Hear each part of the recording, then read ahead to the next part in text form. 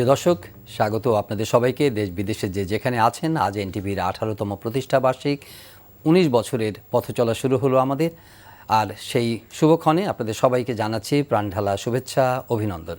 আপনারা সবাই আমাদের সঙ্গে দীর্ঘ সময়ে ছিলেন। দীর্ঘ পথে নানা রকম অভিজ্ঞতার মধ্য দিয়ে আমরা পেরিয়েছি সময়, কিন্তু আজকের এই সময়টি নজিরবিহীন। বৈশ্বিক এক মহামারীতে বিপর্যস্ত গোটা দুনিয়া, বাংলাদেশও এর বাইরে নয়। চলছে লকডাউন, তাই জন্মদিনের এই আয়োজনও আজ আমরা ভার্চুয়াল প্ল্যাটফর্মে করছি।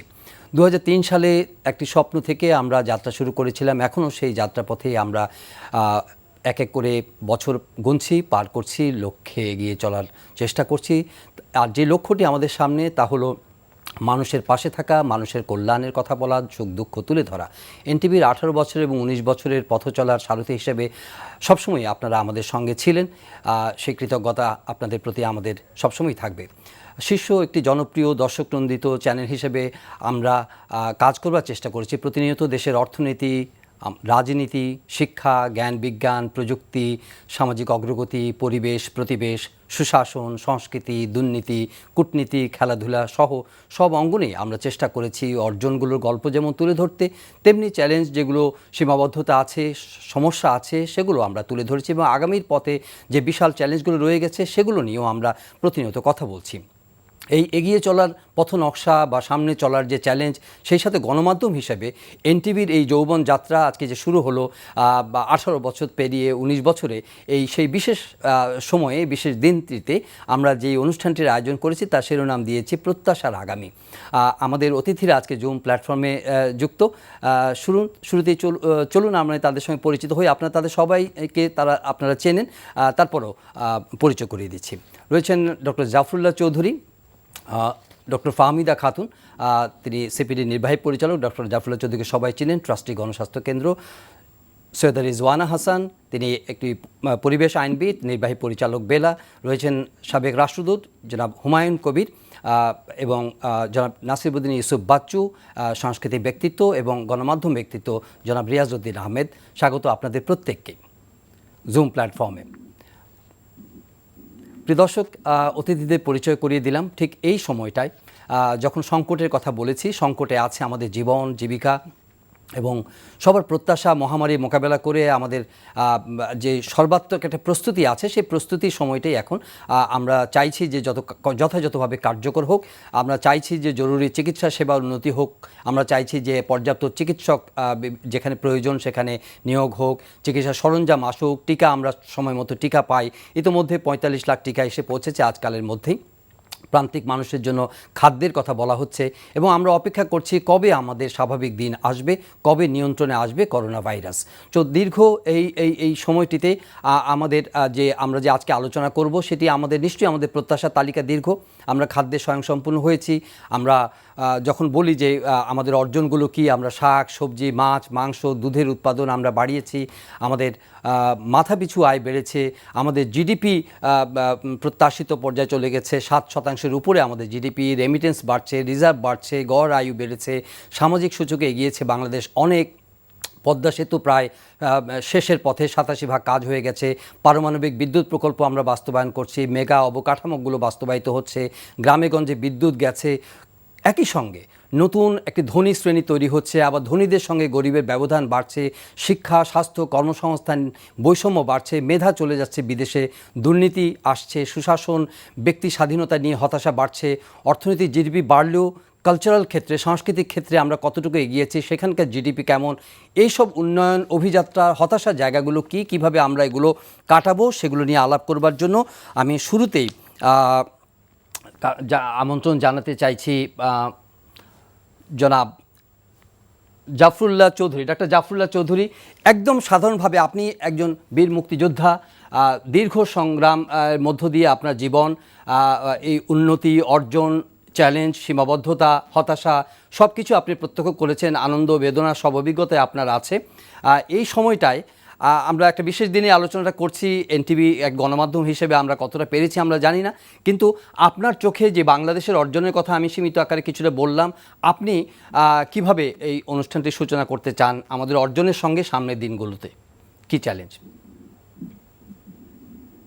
নিশ্চিতভাবে বলা যায় আমাদের বহু ক্ষেত্রে অর্জন আছে, সবচেয়ে বড় অর্জন যেটা হলো কি, আমরা যখন মুক্তিযুদ্ধ করি তখন আমাদের গড় আয়ু ছিল 40-এর কম। অধিকাংশ মানুষ খালি পায়ে হাঁটত, পুরান কাপড় দেওয়ার লোক ছিল। আজকে পুরান কাপড় দেওয়ার, অনেকে বলে যে আপনাকে শার্টটা বদলান না কেন, এটা দেওয়ার মতো লোক খুঁজে পাই না। এইটাই একটা উন্নতি। আজকে সম্প্রতি আমার মাননীয় প্রধানমন্ত্রী একটা কথা বলেছেন করোনা নিয়ে, বলেছেন যে আমরা একত্রে মুক্তিযুদ্ধ করে জিতেছি, করোনার বিরুদ্ধেও যুদ্ধ করে জিতব। জেতার সম্ভাবনা আছে, কিন্তু সেই ব্যবস্থাপনা নেই। আজকের জাতির একটা যুদ্ধক্ষেত্রে যখন থাকে, তার প্রথম বড় বড় বিশেষত্ব হলো যে সবাইকে নিয়ে যুদ্ধক্ষেত্রে ঝাঁপিয়ে পড়তে হয়। সেদিন যখন যুদ্ধ চলছিল 71 সনে, তখন আমাদের মধ্যে যে একদম বিভেদ ছিল না তা না, আওয়ামী লীগের মধ্যেই বিভেদ ছিল। ফজলুল হক মনির সাথে তাজউদ্দিন আহমেদের একটা বিরোধ ছিল। এই ফজলুল হক মনি কখনোই তাজউদ্দিন আহমেদকে মেনে নিতে পারেন নাই, কিন্তু তারপরেও তাজউদ্দিন আহমেদ, সৈয়দ নজরুল ইসলাম তাদের সাথে বসেছেন। মনি সিং, মৌলানা ভাসানী, মুজাফফর আহমেদ, কাজী জাফর, রণমেনন সবাইকে ডেকে, আমরা যারা বাড়িতে, আমাদেরকে ডেকে কথা বলেছেন, পরামর্শ নিয়েছেন, পরামর্শ দিয়েছেন। আজকে এবং সিদ্ধান্তটা দ্রুত দিতে হয়। এই যে করোনার যে অবস্থাটা, এইভাবে এটাকে এগিয়ে আসছে, আপনাদের এইখানে অনেক বেশি দ্রুত সিদ্ধান্ত দেওয়া প্রয়োজন। এই সিদ্ধান্তটা হচ্ছে না। আমার মাননীয় প্রধানমন্ত্রী সঠিকভাবে বলেছেন সবাইকে টিকা দেবেন। সবার টিকা হলো আমাদেরকে মৃত্যুর হার কমাবে, আমার রোগের তীব্রতা কমাবে, কিন্তু কার্যত সেটা হচ্ছে না। তার কারণ হলো উনি একটা অতীতের কথা না বলে পারছে না। আমাদের জাতির দুর্ভাগ্য ছিল মুক্তিযুদ্ধকালীন সময়ে উনি পাকিস্তানিদের হাতে বন্দী ছিলেন, খালেদা জিয়াও বন্দী ছিলেন, বঙ্গবন্ধু তো পাকিস্তানি আটক ছিলেন। ফলে আজকে যুদ্ধটা কিভাবে পরিচালনা করেছেন সেই সম্পর্কে হয়তো অনেকের ধারণা নেই। আজকে সেখানে দ্রুত সিদ্ধান্ত, আজকে সবাইকে টিকা দেওয়া, এটা একটা সঠিক সিদ্ধান্ত, সঠিক কাজ, কিন্তু টিকা তো আনতে হবে, টিকা কেনার ব্যবস্থা করতে হবে।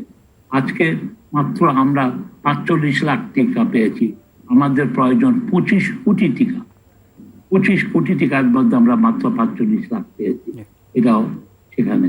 অপরপক্ষে সোভিয়েত রাশিয়া প্রায় ১ মাস পূর্বে তারা ২ কোটি টিকা অফার করেছে বাংলাদেশকে, $৮ করে। $৮ যেটা চীন থেকে আমরা যা কিনছি তার চেয়েও সস্তা।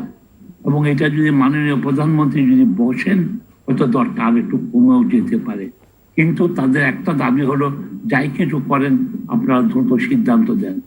আজকে পর্যন্ত উনি তো দ্রুত সিদ্ধান্ত দেওয়ার মানুষ, কেন দিতে পারছেন? ডক্টর জাফরুল্লাহ, আপনার বিনয়ের সঙ্গে একটু আপনাকে এখানে থামাবো। নিশ্চয়ই আজকের যে যুদ্ধ, আজকের যে চ্যালেঞ্জ, সেটা আপনি চিহ্নিত করেছেন। আমরা আসবো আপনার কাছে। আমাদের আরও 5 জন অতিথি আমাদের সঙ্গে আছেন, একবার করে আমরা তাদের কাছ থেকে শুনে আসি। এই আলোচনাটা আমরা এগিয়ে নিতে চাই। সৈয়দা রিজওয়ানা হাসান, ডক্টর জাফরুল্লাহ বলেছেন যে আজকের যুদ্ধটা কি, আমাদের সম্ভাবনা আছে কিন্তু ব্যবস্থাপনার বিষয় আছে। কিন্তু আমি যদি একটু মানে জেনারিকভাবে জিজ্ঞাসা করি যে আমাদের সম্ভাবনা আছে অনেক, কিন্তু ব্যবস্থাপনার যে সীমাবদ্ধতা, সেটা in every sphere of life, সব জায়গার মধ্যে আমরা ব্যবস্থাপনাগত একটা সংকট বা একটা সীমাবদ্ধতা দেখি। আপনি আজকের অবস্থানে এসে, যখন আমরা 50 বছর সুবর্ণ জয়ন্তী আমাদের হলো, আপনি কিভাবে দেখেন আমাদের এই জার্নি এবং সামনের দিন? ধন্যবাদ। আপনি যেই অকেশনে আমাদেরকে কথা বলতে বলেছেন, একটা হচ্ছে এনটিভির 18 বছরের পথযাত্রা, আরেকটা হচ্ছে বাংলাদেশের 50 বছর পূর্তি হওয়া। এই দুটো উপলক্ষই আসলে খুবই আনন্দের, তাই না? আমরা দেশ হিসাবে 50 বছর হয়ে গেছে আমাদের, আর আপনাদের যাত্রাও 18 বছর। আপনাদেরকে অভিনন্দন জানাচ্ছি। দেশের বয়স আর আমার বয়সের মধ্যে খুব একটা তফাৎ নেই, তবে আমার যে কর্মী জীবন, পরিবেশ কর্মী জীবন, সেখান থেকে যদি আমি আপনাকে বলতে চাই, আমি আপনাকে কয়েকটা কথা বলতে চাই যেটা আমার কাছে সবসময় মনে হয়েছে যে এই দেশের মানুষের স্পিরিটটা অদম্য। হ্যাঁ, মানে নানান প্রতিকূলতাতেও তারা যেভাবে বেঁচে থাকে এবং বেঁচে থাকার স্বপ্ন দেখে, এটা আসলে মানুষের সাথে কাজ না করলে কখনো বোঝা যায় না। আপনি যদি এই মুহূর্তে কয়রা এবং দাকোপে যান, খুলনাতে এবং সাতক্ষীরায়, আপনি দেখবেন এই যে এতগুলো ওদের উপর দিয়ে ঘূর্ণিঝড় চলে গেল, ওরা জানে যে সরকার পলিটিক্যাল, যে সরকারই যখন ক্ষমতায় থাকুক না কেন, কিছু সাহায্য দিবে, বড়টা বলবে যে আমরা সমস্যার সমাধান করে দেব, বাঁধ মেরামত করে দেব, আপনারা সুরক্ষিত থাকবেন। ওরা নিশ্চিত বুঝে গেছে যে হ্যাঁ সরকার কিছু দেবে কিন্তু পুরোটা দেবে না, আমাদের ভাগ্যটা আমাদেরকেই গড়ে নিতে হবে। এবং এই মানুষগুলো প্রতিদিন আমফান এবং ইয়াসের প্লাবনে থাকে। কেন বলছি আইলার প্লাবনে থাকে, কেন বলছি, কারণ ওদের বাঁধটা ভেঙে যাওয়াতে সমুদ্রের জোয়ার ভাটা প্রতিদিনই ওদের মধ্যে হচ্ছে, কাজে ওরা আর বাড়ি ফিরতে পারছে না, কিন্তু ওরা কিন্তু বেঁচে আছে এবং ওরা যেটুকু সাহায্য পায় তো পেলো, আর না পেলে তারা নিজেদের মতনই কাজটা করে ফেলে। ফলে রাজনৈতিক নেতৃত্ব আমাদেরকে কতটা দিয়েছে, কি দিয়েছে, তার থেকে সেই বিতর্কটা আমি আলাদা করে দেখবো, কিন্তু এদেশের মানুষ কিন্তু আসলে সত্যিকার অর্থে অদম্য। হ্যাঁ, তারা নিজের জীবন সংগ্রামকে নিজেরা কিভাবে এগোবে সেটা চিন্তা করে নিয়েছে। এই যে আপনি জিডিপির কথা বললেন, আমি একটা বিশ্ববিদ্যালয়ে পড়াই এবং ওই বিশ্ববিদ্যালয়ে জানালা, মানে ক্লাসরুমটা হচ্ছে জানালা ঘেরা, জানালা থেকে তাকিয়ে দেখি একটা লোক সেকেন্ডে এতটুকুন ছোট ছোট সিঙ্গারা বানাচ্ছে। আমি জানি না যে এই লোকটা আসলে জিডিপিতে তার কন্ট্রিবিউশন কি করে কে ক্যালকুলেট করে, কিন্তু তার যে দক্ষতা, জীবন চালিয়ে নেওয়ার তার যে ক্ষমতা সে অর্জন করেছে, এইটা আমাকে সবসময়ই খুবই পুলকিত করেছে। তো আমার মনে হয় যে জিডিপি, আপনি দেখেন আজকে এই করোনার সময়ও আমাদের বিদেশে যারা কাজ করে শ্রমিকেরা, তারা কি পরিমাণ টাকা পাঠাচ্ছে এবং অর্থনীতিকে কিন্তু তারাই সচল রেখেছে। আমার স্বামী যেহেতু গার্মেন্টস সেক্টরে আছে, আমি নিশ্চিত করে আপনাকে বলতে পারি সে এবার খুব ভয় পেয়েছে এবং এবার বলছে যে গার্মেন্টসটা আসলে 2 সপ্তাহের জন্য অন্তত বন্ধ করা উচিত ছিল। তো তার শ্রমিকদের যদি আপনি কাজ করার স্পৃহা দেখতেন, তারা নিয়মিত আসতেছে, কাজ করতেছে, কারণ তাদের মধ্যেই একটা টেনশন হচ্ছে যে আমি যদি কাজটা না করি, পেমেন্ট ঠিক সময়ে না আসে, আমি তো ঈদের আগে বেতনটা পাবো না। তো এখান থেকে কিন্তু বোঝা যায় যে মানুষ মানুষের মতন কাজ করেই যাচ্ছে। সরকার যখন যেটুকু সাহায্য দেয় হয়তো দেয়, বেশিরভাগ ক্ষেত্রে সরকার, যে সরকারি হোক না কেন, আমাকে যদি বলেন আমি বলবো যে হতাশ করে।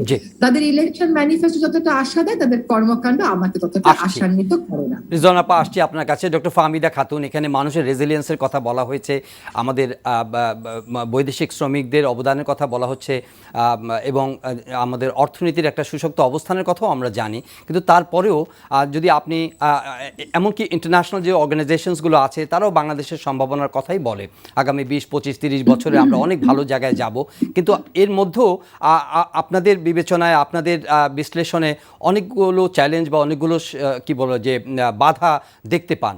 এই ছোট করে সীমিতভাবে যদি আপনার কাছ থেকে একটু শুনতে চাই। ধন্যবাদ। আমি প্রথমে আপনাদেরকে এনটিভিকে আমি কংগ্রেচুলেট করছি। আপনাদের এই 18 বছর শেষ হলো, 19 বছরে পা রাখলেন, এবং বাংলাদেশের স্বাধীনতার 50 বছর সেই উপলক্ষে যে কথাটি আমরা বলছি যে বাংলাদেশের অগ্রগতির কথা, অর্থনীতির দিকে যদি আমি তাকাই তাহলেও দেখছি যে অর্থনীতির ক্ষেত্রে একটা বিরাট অগ্রগতি হয়েছে। এবং আমরা যদি দেখি যে আমাদের অর্থনীতির 3টি স্তম্ভ, কৃষি, শিল্প এবং সেবা খাত, এই 3টি খাতে গত 50 বছরে একটা কাঠামোগত পরিবর্তন হয়েছে, অর্থাৎ কিনা আমরা কৃষি থেকে শিল্প এবং তারপরে সেবা খাতের দিকে গেছি, যেটি কিনা একটি আধুনিক অর্থনীতিতে এইরকমই একটা ট্রান্সফরমেশন হয়ে থাকে। এবং এই 3টির পিছনেই মানুষের অবদান খুব কাজ করেছে। বাংলাদেশ একটি খাদ্যে স্বয়ংসম্পূর্ণ দেশ, এটির পিছনে বাংলাদেশের যে খেটে খাওয়া কৃষকরা রয়েছেন। শিল্পের দিকে যদি তাকায়, বাংলাদেশের অন্যতম যে বৃহৎ শিল্প তৈরি পোশাক শিল্প, এটি বাংলাদেশের রপ্তানি আয়ের 80% দিয়ে থাকে, সেটির পিছনে বাংলাদেশের শ্রমিক অবশ্যই, বাংলাদেশের তৈরি পোশাক শিল্পে যারা কাজ করছেন তারা, এবং উদ্যোক্তাদের কথা তো অবশ্যই রয়েছে।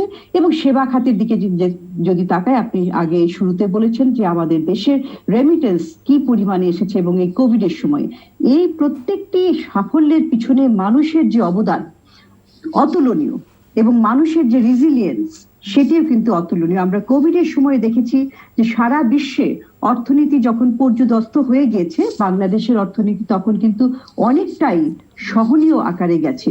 যদিও আমাদের এখন সমস্যা অনেক আছে। এটি মানুষের পাশাপাশি আমি আরেকটি কথা বলবো যে নীতি নির্ধারণী পর্যায়ে কি ছিল।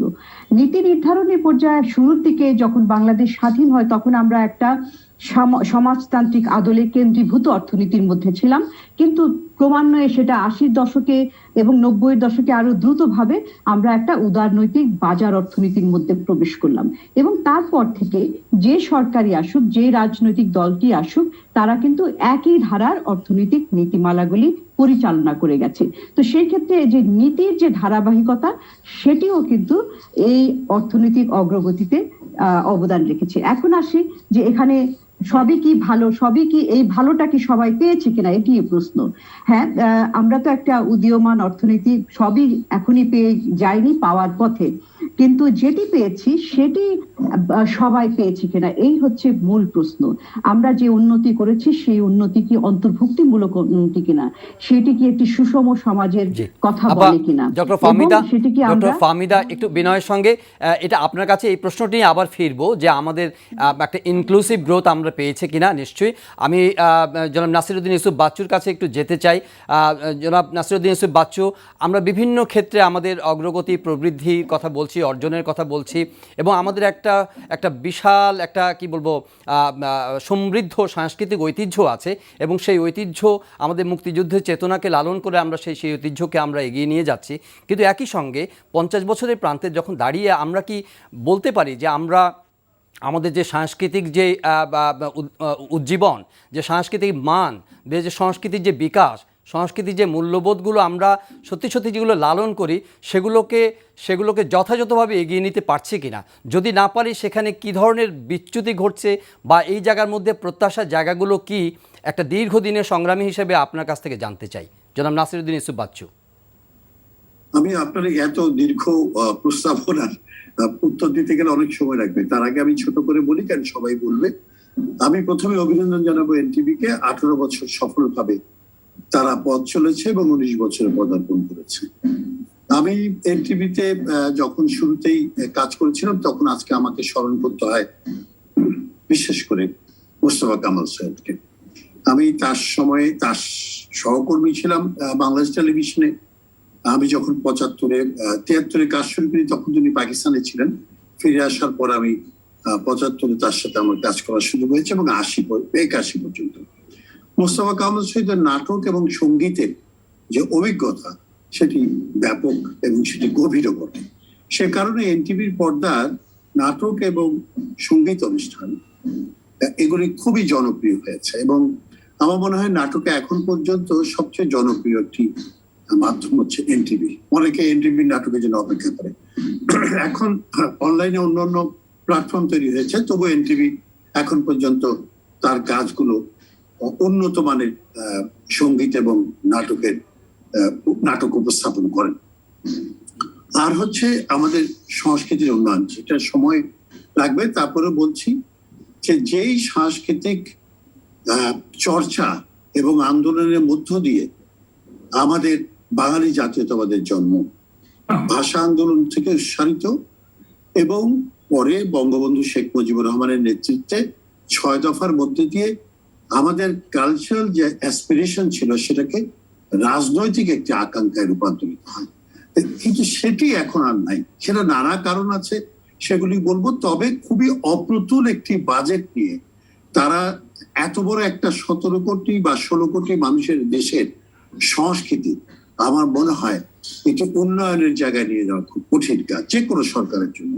এবং তারপরে যদি বলতে হয়, সেটি হচ্ছে যেই টাকাটি তারা দেন, বরাদ্দ করেন অর্থ মন্ত্রণালয়, সেইটা বেশিরভাগ চলে যায় প্রতিষ্ঠানের নানা খরচে। সরকারি প্রতিষ্ঠান সমূহ, সাংস্কৃতিক প্রতিষ্ঠান সমূহ, শিল্পকলা, বাংলা একাডেমি, জাদুঘর, যারা আছে এই 7টা অথরিটি আছে, এদের পেছনে যে বেতন এবং অন্যান্য উন্নয়ন কর্মকাণ্ড, শেষ অব্দি যে ট্রেনিং বা প্রশিক্ষণ, চর্চা এবং উন্নয়ন, এর জন্য খুব একটা টাকা থাকে না, এবং যার জন্য ব্যাপক কোন উন্নয়ন আমরা পরিলক্ষিত আমাদের মাঝে হয়নি।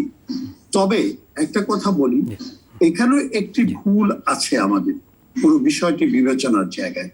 ভুলটা হচ্ছে এই জায়গায় যে আমি, নাসিরউদ্দিন ইউসুফ অথবা রামেন্দ্র মজুমদার অথবা আরেকজন এরকম কেউ তারা যেভাবে বা যেই দলগুলো নাটক করছে বা গান করছে বা নাচ করছে, এরা সারা দেশে যারা মোটামুটি মধ্যবিত্তকে প্রতিনিধিত্ব করে তাদেরকে কনসিডারেশনে নিচ্ছি।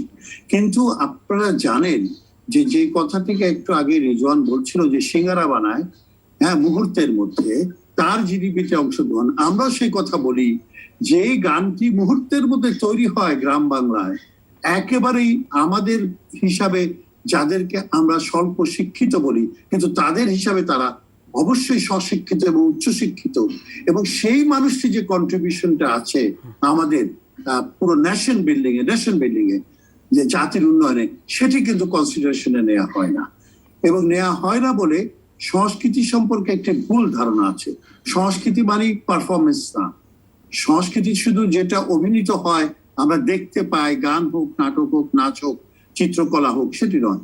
সেটার পেছনের যে একটি পুরো জনগোষ্ঠীর সংস্কৃতি আছে, সেইটি কিন্তু ধরে রাখে ওই অন্তজ শ্রেণীর সেই গায়ক, সেই পালা গায়ক, সেই মনসামঙ্গলের গায়ক, সেই গম্ভীরার গায়ক, তাই না, সেই আমাদের মুর্শিদি গান যারা গায়, কবি গান যারা গায়, তাদের ভূমিকা সেটি কিন্তু আসেনি আমাদের মানুষ পটে, সেটি অনুপস্থিত। সুতরাং এই যে জি, তার মানে আমাদের কালচারাল জিডিপির ক্ষেত্রে এখনো আমাদের অনেক কি বলে পিছিয়ে পড়া অবস্থান, সেখানে আমাদের আরো অনেক বেশি বিনিয়োগ প্রয়োজন, অনেক বেশি মনোযোগ প্রয়োজন। জনাব নাসিরউদ্দিন ইউসুফ, একটু আপনাকে বিনয়ের সঙ্গে থামাবো, কারণ আর দুজন অতিথি আছেন, আমরা তাদের কথা শুনে একটা বিরতি নেব। আমি এই পর্যায়ে অনুরোধ করতে চাই অ্যাম্বাসেডর হুমায়ুন কবির। অ্যাম্বাসেডর হুমায়ুন কবির, আপনি কি শুনতে পাচ্ছেন আমাকে?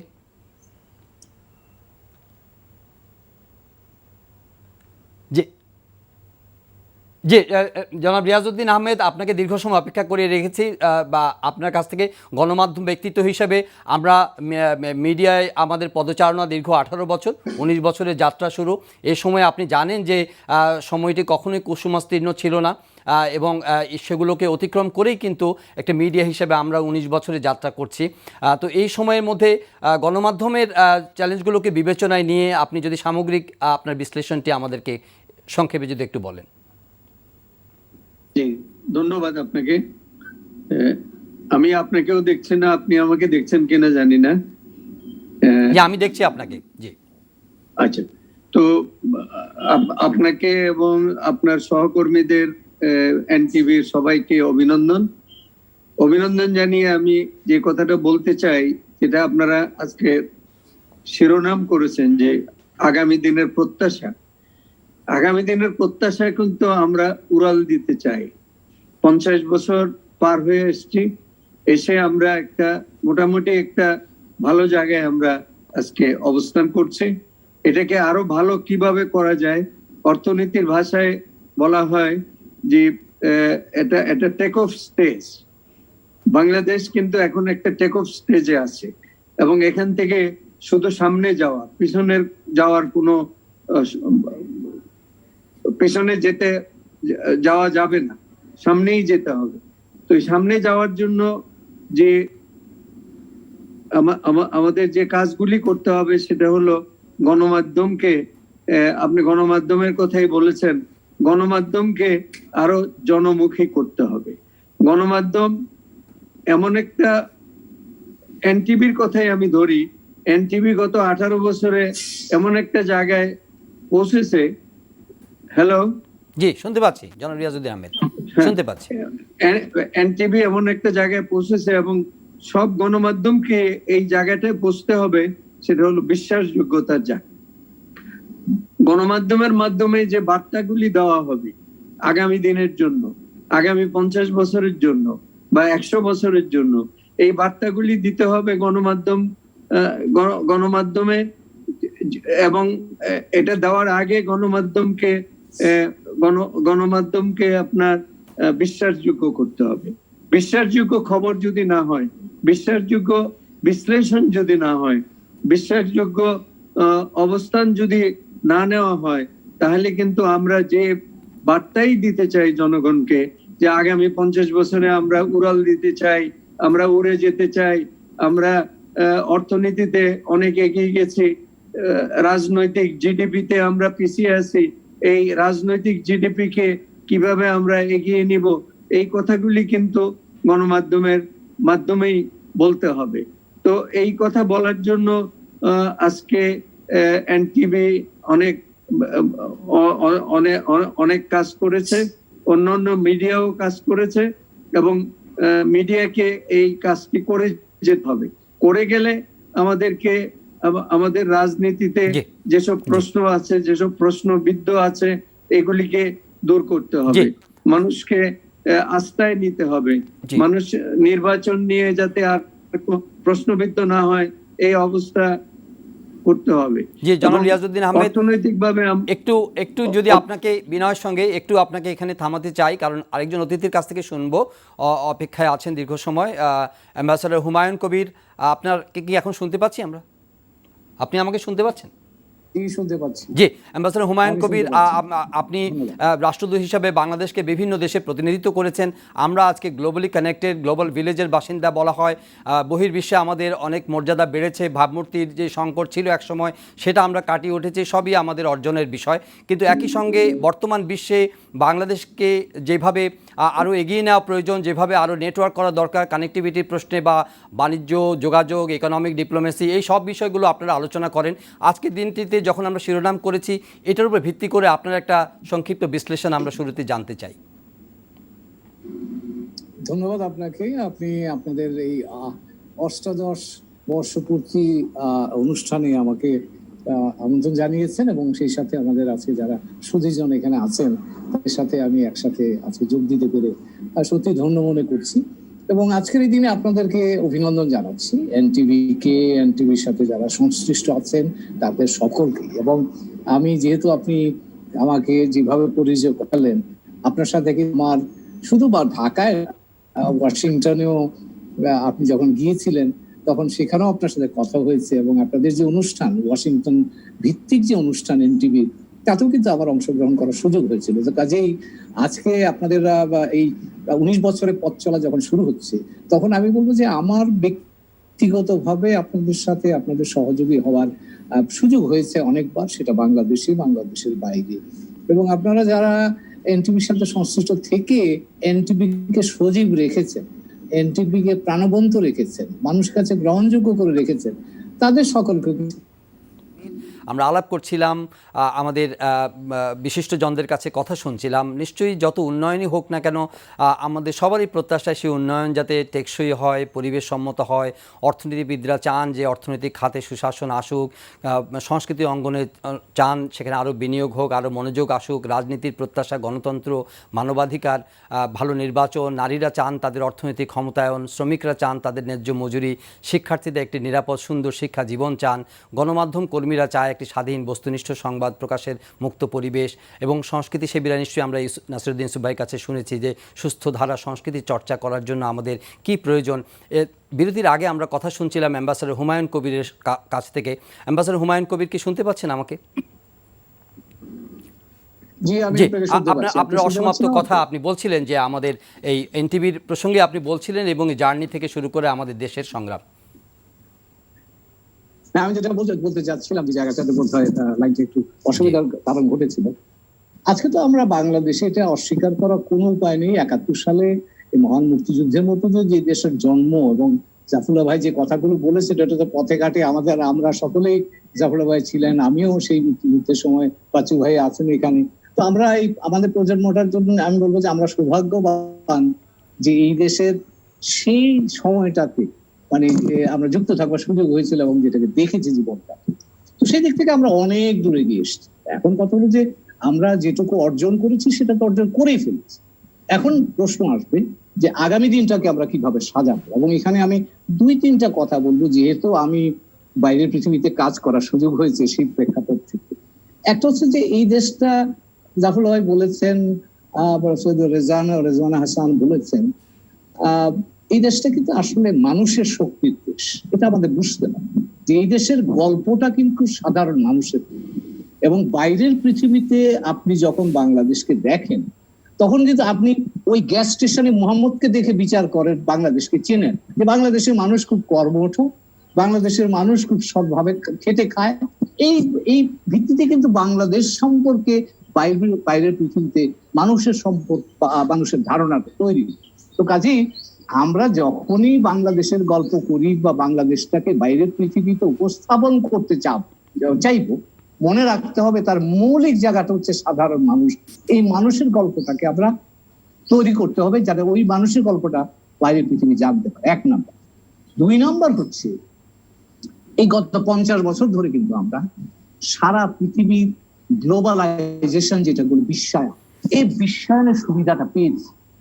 আপনি বলতে পারেন যে আমরা ভাগ্যবান যে বিশেষ করে 90 সাল থেকে শুরু করে, অর্থাৎ স্নায়ু যুদ্ধের অবসানের পরে যে বিশ্বায়ন প্রক্রিয়াটা গতি লাভ করেছে, তার মোটামুটি ভাবে যে সুযোগগুলো আছে সেই সুযোগগুলো আমরা পেয়েছি, এবং সেই সুযোগের উপর ভরসা করেই কিন্তু আমরা আজকে অর্থনীতির যে জায়গা বলেন আপনি সেখানে এসে পৌঁছেছি। এবং এখন এখানে মনে রাখতে হবে যে সারা পৃথিবীতে কিন্তু এই বিশ্বায়নের বিপরীতমুখী স্রোত এখন তৈরি হচ্ছে। তো কাজে আমরা এটা মনে রাখতে হবে যে আমরা যখন সামনের দিকে চিন্তা করছি, তখন কিন্তু এই যে সুযোগটা পেয়ে আমরা তৈরি হয়েছি বা এই জায়গাতে পৌঁছেছি, তার সেই স্রোতটার জন্য কি কি চোরা গুপ্ত জায়গাটা তৈরি হচ্ছে সেগুলো সম্পর্কে আমাদের সম্যক ধারণাটা রয়েছে। আর তৃতীয় যেটা বলবো, আমরা এতদিন ধরে আমাদের অর্থনীতির বিকাশের জন্য একপাক্ষিক সুযোগ বা সুবিধা আমরা পেয়েছি, যেটাকে আমরা বলি নন রেসিপ্রোকাল অপরচুনিটিস। অর্থাৎ আমরা এই যে মার্কেট বলেন, বাজার বলেন, পৃথিবীর বিভিন্ন দেশে শুল্কমুক্ত বাজার পেয়েছি। সেটা আপনি ভারতের মতো আমাদের আঞ্চলিক ক্ষেত্রে বলেন বা বৈশ্বিক ক্ষেত্রে বলেন। আমরা মাইগ্রেশনের, যদিও WTO তে সে ব্যাপারে কোনো ঐক্যমত নাই, কিন্তু এই খোলা বাজারের সুবিধাটা পেয়ে আমরা একপাক্ষিকভাবে সেই সুযোগগুলো পেয়েছি। আমরা আমাদের সাহায্য সহযোগিতা যদি বলেন, সেটাও কিন্তু একপাক্ষিকভাবে এসে। আমরা যখন 2026 সালে আমরা উন্নয়নশীল দেশের কাতারে যাব, তখন কিন্তু এইগুলো সব বন্ধ হয়ে যাবে, এবং তখন কিন্তু আমরা প্রতিযোগিতামূলক বাজারে নিজেদের সক্ষমতার উপর ভরসা করে আমাদের টিকতে হবে। এবং মনে রাখতে হবে সেই জায়গাটা কিন্তু একেবারে ভিন্ন। এতদিন একপাক্ষিক সাহায্য পেয়েছি, এবার আমাদের এখান থেকে দ্বিপাক্ষিক। যে অ্যাম্বাসেডর হুমায়ুন কবির, এখান থেকে আমরা একটু ডক্টর ফাহমিদা খাতুনের কাছে যেতে চাই। উনি বোধহয় নেই। ফাহমিদা খাতুন, আমরা সৈয়দা রিজওয়ানা হাসান, একটা প্রশ্ন আমি রিয়াজ ভাইয়ের প্রসঙ্গ থেকে আপনাকে একটু জিজ্ঞেস করতে চাই। রিয়াজ ভাই গণমাধ্যমের ভূমিকার উপরে এমফাসিস করছিলেন এবং সেখানে বলছিলেন যে সব কিছুকেই বিশ্বাসযোগ্য করে তুলতে হবে। এখানে বিশ্বাসযোগ্যতার সংকটটা কোথায়? বিশ্বাসযোগ্যতার সংকটটা আমি মনে করি আমাদের যে একটা ইউনিক মডেল অফ ডেমোক্রেসিতে আমরা এখন পড়ে গেছি সেখানে। এই বিশ্বাসযোগ্যতার সংকটটা আসলে গণতন্ত্রের সংকটের মধ্য দিয়েই শুরু। যেমন আমি একজন ভোটার হিসেবে কাকে ভোট দেবো না দেবো সেটা পরের কথা, কিন্তু আমি তো ভোটই দিতে পারি নাই। হ্যাঁ, তো এই যে দেশে গণতন্ত্রের চর্চা নাই, যেটা হচ্ছে সংবিধানের একটা মূল মন্ত্র, এবং অবশ্যই আমাদের স্বাধীনতার চেতনারও এটা একটা অনেক বড় চেতনা, এবং এটাই হচ্ছে মূল স্তম্ভ। সেখানে আমি মনে করি গণতন্ত্রের যে সংকট চলছে, জনগণের অংশগ্রহণের যে সংকট চলছে, সেখান থেকেই গণমাধ্যমের স্বাধীনতা বলেন, আমার উন্নয়ন কর্মীর স্বাধীনতা বলেন, শ্রমিক অধিকার বলেন, পরিবেশ সুরক্ষা বলেন, সবখানেই গিয়ে একটা সংকট দেখা যাচ্ছে। আপনার জেনারেল স্টেট অফ গভর্নেন্স যদি ঠিক না হয়, তাহলে সেক্টরাল স্টেট অফ গভর্নেন্স বা সেক্টরাল অ্যাডমিনিস্ট্রেশন ঠিক হবে, এটা মনে করার কোনো কারণ নেই। জি, ডক্টর জাফরুল্লাহ চৌধুরী। আমাদের অ্যাম্বাসেডর হুমায়ুন কবির কতগুলো পার্টিনেন্ট জিনিস আমাদের চোখে তুলে ধরেছেন।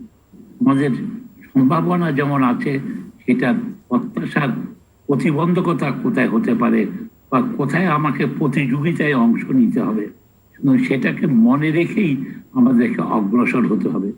এই অগ্রসর হতে হলে একটা বড় জিনিস হলো সামগ্রিকভাবে এই মানুষ আমাদের এই বোঝাটা বহন করে চলে।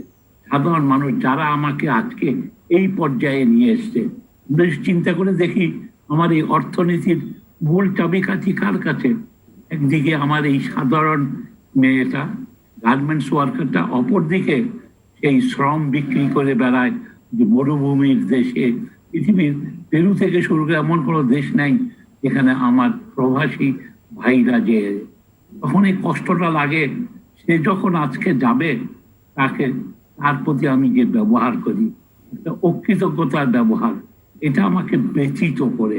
আমাদেরকে তারা আজকে টাকা দিয়েই খালাস না, তারা এই যে উন্নয়নের অংশীদার, তাকে আমাকে আরো অনেক ভালো। অপরপক্ষে আরেকটা ব্যাপার, এখনো পর্যন্ত আমার দেশের শিক্ষিত বেকার কিরকম বাড়ছে, ভারতের অর্থের থার্ড যোগানদার হলো বাংলাদেশ। একটা অনুন্নত দেশ, ভারতের মতো একটা বড় দেশকে, অর্থনীতিকে সচল রেখেছি আমরা।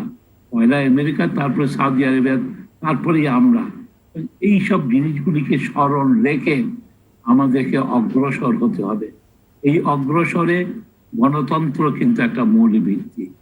আজকে আমাদের চিন্তা করার সময় এসছে সুশাসন প্রতিষ্ঠার জন্য আমাদের কি কি করণীয় আছে। একটা সোজা সরল করণীয় আমি যে দেখি, কোনো দরিদ্র মানুষ না খেয়ে থাকবে না। আজকে তাকে রেশনিং দেওয়ার ব্যবস্থা করা দরকার। আজকে রিক্সা চালককে তার মালিকানা দেওয়া দরকার, ছোট যানবাহনের মালিককে। শিক্ষার ক্ষেত্রে আমাদের নতুন চিন্তাধারা প্রয়োজন। অষ্টম শ্রেণী পর্যন্ত সবার জন্য শিক্ষাকে বাধ্যতামূলক করা দরকার। সঙ্গে সঙ্গে এর সাথে কারিগরি যুক্তি এবং ভাষায় হিসাবে আমি মনে করি আজকে আমাদের পঞ্চম শ্রেণী থেকেই ইংরেজির পাশাপাশি আরবি ভাষাও শেখানো উচিত। আমরা হব অসাম্প্রদায়িক একটু দেশ। একটু এখানে একটু থামবো। আমরা জনাব নাসিরউদ্দিন ইউসুফ বাচ্চুর কাছে যেতে চাই। এই যে উন্নয়ন অগ্রযাত্রার মধ্যে আপনি সংস্কৃতি সেবী বা সাংস্কৃতিক কর্মীদের অংশগ্রহণ এবং এখানে যে আপনি বিনিয়োগের কথা বলছেন, এত বড় বড় মেগা প্রজেক্ট আমরা বাস্তবায়ন করছি, কিন্তু এখানে বিনিয়োগের ক্ষেত্রে বাধা কোথায়? এবং এখানে সংস্কৃতি সেবীরা বা সাংস্কৃতিক কর্মীরা বা সংগঠনগুলো তারা কি ভূমিকা রাখছে বা কিভাবে এই দাবিগুলো তুলে ধরছে? দাবিগুলো তো দীর্ঘ সময় ধরে, গত প্রায় 40 বছর ধরে একই দাবি আমরা করে আসছি। তখন আকারে আমাদের ছোট ছিল অর্থনৈতিক বাজেট, আর এখন তো বিশাল 6 লক্ষ অতিক্রম করে গেছে। এখন যদি দেখেন, প্রথম বঙ্গবন্ধু যেটা দিয়েছিলেন 72 সালে বাজেট আর আজকে তার তুলনা করেন, এটা বিশাল একটি অঙ্ক হয়ে দাঁড়িয়েছে। কিন্তু সেখানে কতটুকু সংস্কৃতির জন্য, আমার মনে হয় আমাদের একটা ব্যাপারটা বুঝতে একটু অসুবিধা আছে। আসলে কিসের উন্নয়ন? তো শেখ হাসিনার নেতৃত্বে অবশ্যই ব্যাপক উন্নয়ন ঘটেছে গত 12 বছরে, কোনো সন্দেহ নেই, এবং এই উন্নয়ন জনগণের কাঙ্ক্ষিত ছিল। পাশাপাশি উন্নয়নটিকে গ্রহণ করার জন্য যে আমাদের সাংস্কৃতিক উন্নয়নের দরকার ছিল, সেটি হয়নি। অর্থাৎ সাংস্কৃতিক ভাবে আমি প্রায় বলি যে যেই হাইওয়েটা আমরা বানাচ্ছি, সেই হাইওয়ে দিয়ে গ্রামের সাধারণ মানুষ আসার বদলে, কোন এক গায়ন হেঁটে আসার বদলে জঙ্গিরা আসতে পারে, এই কথা বলেছে এবং তখন সমালোচনা হয়েছে। ঘটনাটি তাই ঘটছে।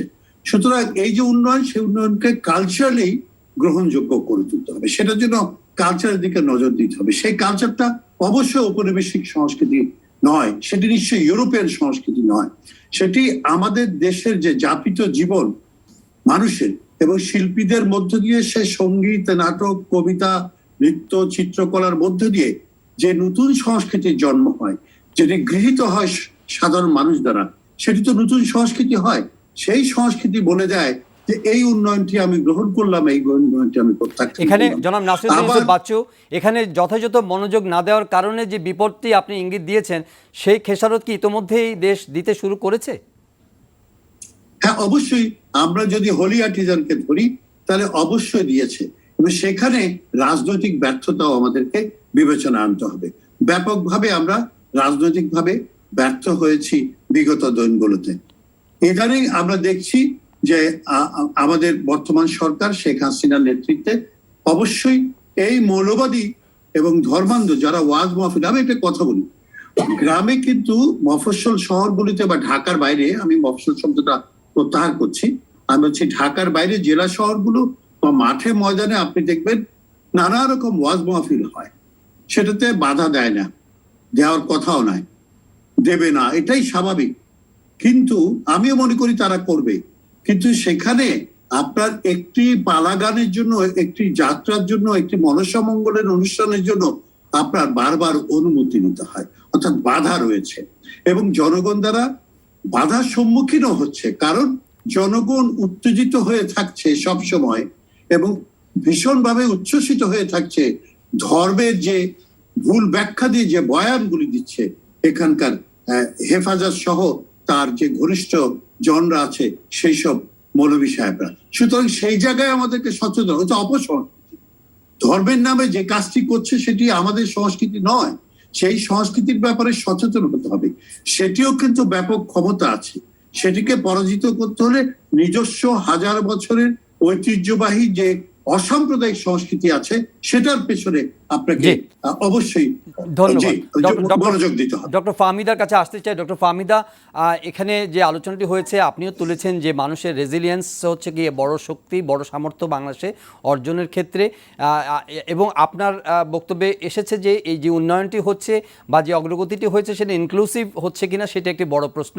এবং অ্যাম্বাসেডর হুমায়ুন কবির বলছিলেন যে এ যাবৎকালে আমরা একমুখী সুবিধা পেয়েছি বিশ্বায়নের বা আমাদের কি বলে যে আন্তর্জাতিক অবস্থানের দিক থেকে।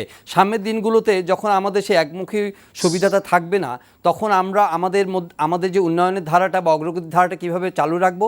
এবং এখানে যে কথাটি আপনারা বারবার বলে আসছেন যে উন্নতি হচ্ছে, একটা নতুন শ্রেণী তৈরি হচ্ছে, ধনাঢ্য শ্রেণী তৈরি হচ্ছে, একই সঙ্গে আবার দরিদ্রের সংখ্যা বাড়ছে, এই গ্যাপটাকে কি আপনি রিয়েল ডেভেলপমেন্ট বলবেন কিনা, এই বৈষম্যটাকে আপনি প্রকৃত অগ্রগতি বা প্রকৃত প্রবৃদ্ধি বলবেন কিনা? ধন্যবাদ। আপনি দুটি বিষয়ের অবতারণা করেছেন, শেষটি দিয়ে শুরু করছি যে বৈষম্যের বিষয়টি। বৈষম্য একটা আমরা দুটি বিপরীতমুখী বিষয় দেখছি, একদিকে অগ্রগতি, অন্যদিকে বৈষম্য। এবং বৈষম্যটা কিন্তু যত আমরা এগোচ্ছি তত বাড়ছে। আমরা যদি দেখি যে উপরের 5% জনগণের কাছে বাংলাদেশের মোট সম্পদের প্রায় 28% রয়েছে, আর নিচের যে 5% জনগোষ্ঠী তাদের হাতে কিন্তু 0.23%। এবং এই যে পার্থক্যটা, উপরের 5% এবং নিচের 5%, এটা কিন্তু এদের পার্থক্যটা আরো বাড়ছে, গ্যাপটা। তো এবং তারপরে আপনি যে কথাটি বলছেন যে আমরা যে একমুখী সুবিধা থেকে আমরা বঞ্চিত হব, কেননা আমরা এখন যেহেতু উন্নতি করছি, আমরা কিন্তু স্বল্পোন্নত দেশের কাতার থেকে উন্নয়নশীল দেশের কাতারে চলে যাচ্ছি। সেই জন্য বিশ্ব বাজার থেকে যে সমস্ত আন্তর্জাতিক সহযোগিতা এবং সুবিধাগুলি পেতাম, সেটা বাজার সুবিধা, অর্থাৎ আমাদের দেশের পণ্য শুল্কমুক্ত ভাবে বিশ্বের বাজারগুলিতে প্রবেশ করবে এবং বিশ্বের বাজার থেকে আমরা গ্র্যান্ট কিংবা বিদেশি সাহায্য এবং স্বল্প সুদে অর্থ পেতাম। এই ধরনের নানান ধরনের সুযোগ সুবিধা, এমনকি আমাদের যে ইন্টেলেকচুয়াল প্রপার্টি রাইটস এর অধীনে বাংলাদেশের যে পেটেন্ট করার যে বাধ্যবাধকতা না থাকা, এই ধরনের অনেক ধরনের সুবিধাগুলি চলে যাবে। অর্থাৎ আমরা উন্নতি করছি। এখন আমাদের সময় হয়েছে যে দক্ষতার সাথে, উৎপাদনশীলতার সাথে আমাদেরকে এগিয়ে যাওয়া। এখন যদি আমার বিশ্বের বাজারে প্রতিযোগিতা করতে হয় চীনের সাথে, কম্বোডিয়ার সাথে, তাহলে আমাদেরকে উৎপাদনশীলতা বাড়ানোর আর বিকল্প নাই। এবং আমরা যদি দেখি যে আমাদের বিনিয়োগের চিত্রটা, উন্নতি হচ্ছে কিন্তু বিনিয়োগ বাড়ছে না, এবং বিনিয়োগ না বাড়ার পিছনে যে সমস্ত কারণ, সেগুলো তো আমরা দেখেছি যে বিশ্ব ব্যাংকের ইজ অফ ডুইং বিজনেস, সেখানে আমরা দেখছি ক্রমাগত বছরের পর বছর আমরা কিন্তু ভিয়েতনাম, ভারত এবং কম্বোডিয়া, এই সমস্ত যারা আমাদের প্রতিযোগী দেশ, তাদের পিছনে রয়েছি। একইভাবে ওয়ার্ল্ড ইকোনমিক ফোরামের যে গ্লোবাল কম্পিটিটিভনেস ইন্ডেক্স, সেখানেও কিন্তু আমাদের যে সীমাবদ্ধতা সেগুলি রয়েছে। সুতরাং একটা জিনিস আমাদের মনে রাখতে হবে যে হ্যাঁ, আমরা কিন্তু এগোচ্ছি, আমরা হাঁটছি, কিন্তু বিশ্ব দৌড়াচ্ছে। সুতরাং এটার সাথে পাল্লা না দিয়ে যদি আমরা এগোতে না পারি, তাহলে তো আরো পিছিয়ে যাব।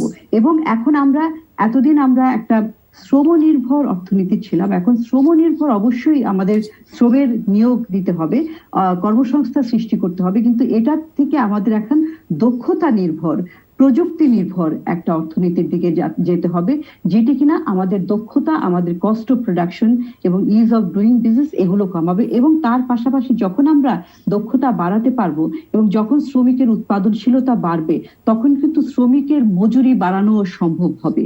এবং সেগুলো যদি না করতে পারি, তাহলে ওই যে বৈষম্যটা সেটি রয়ে যাবে।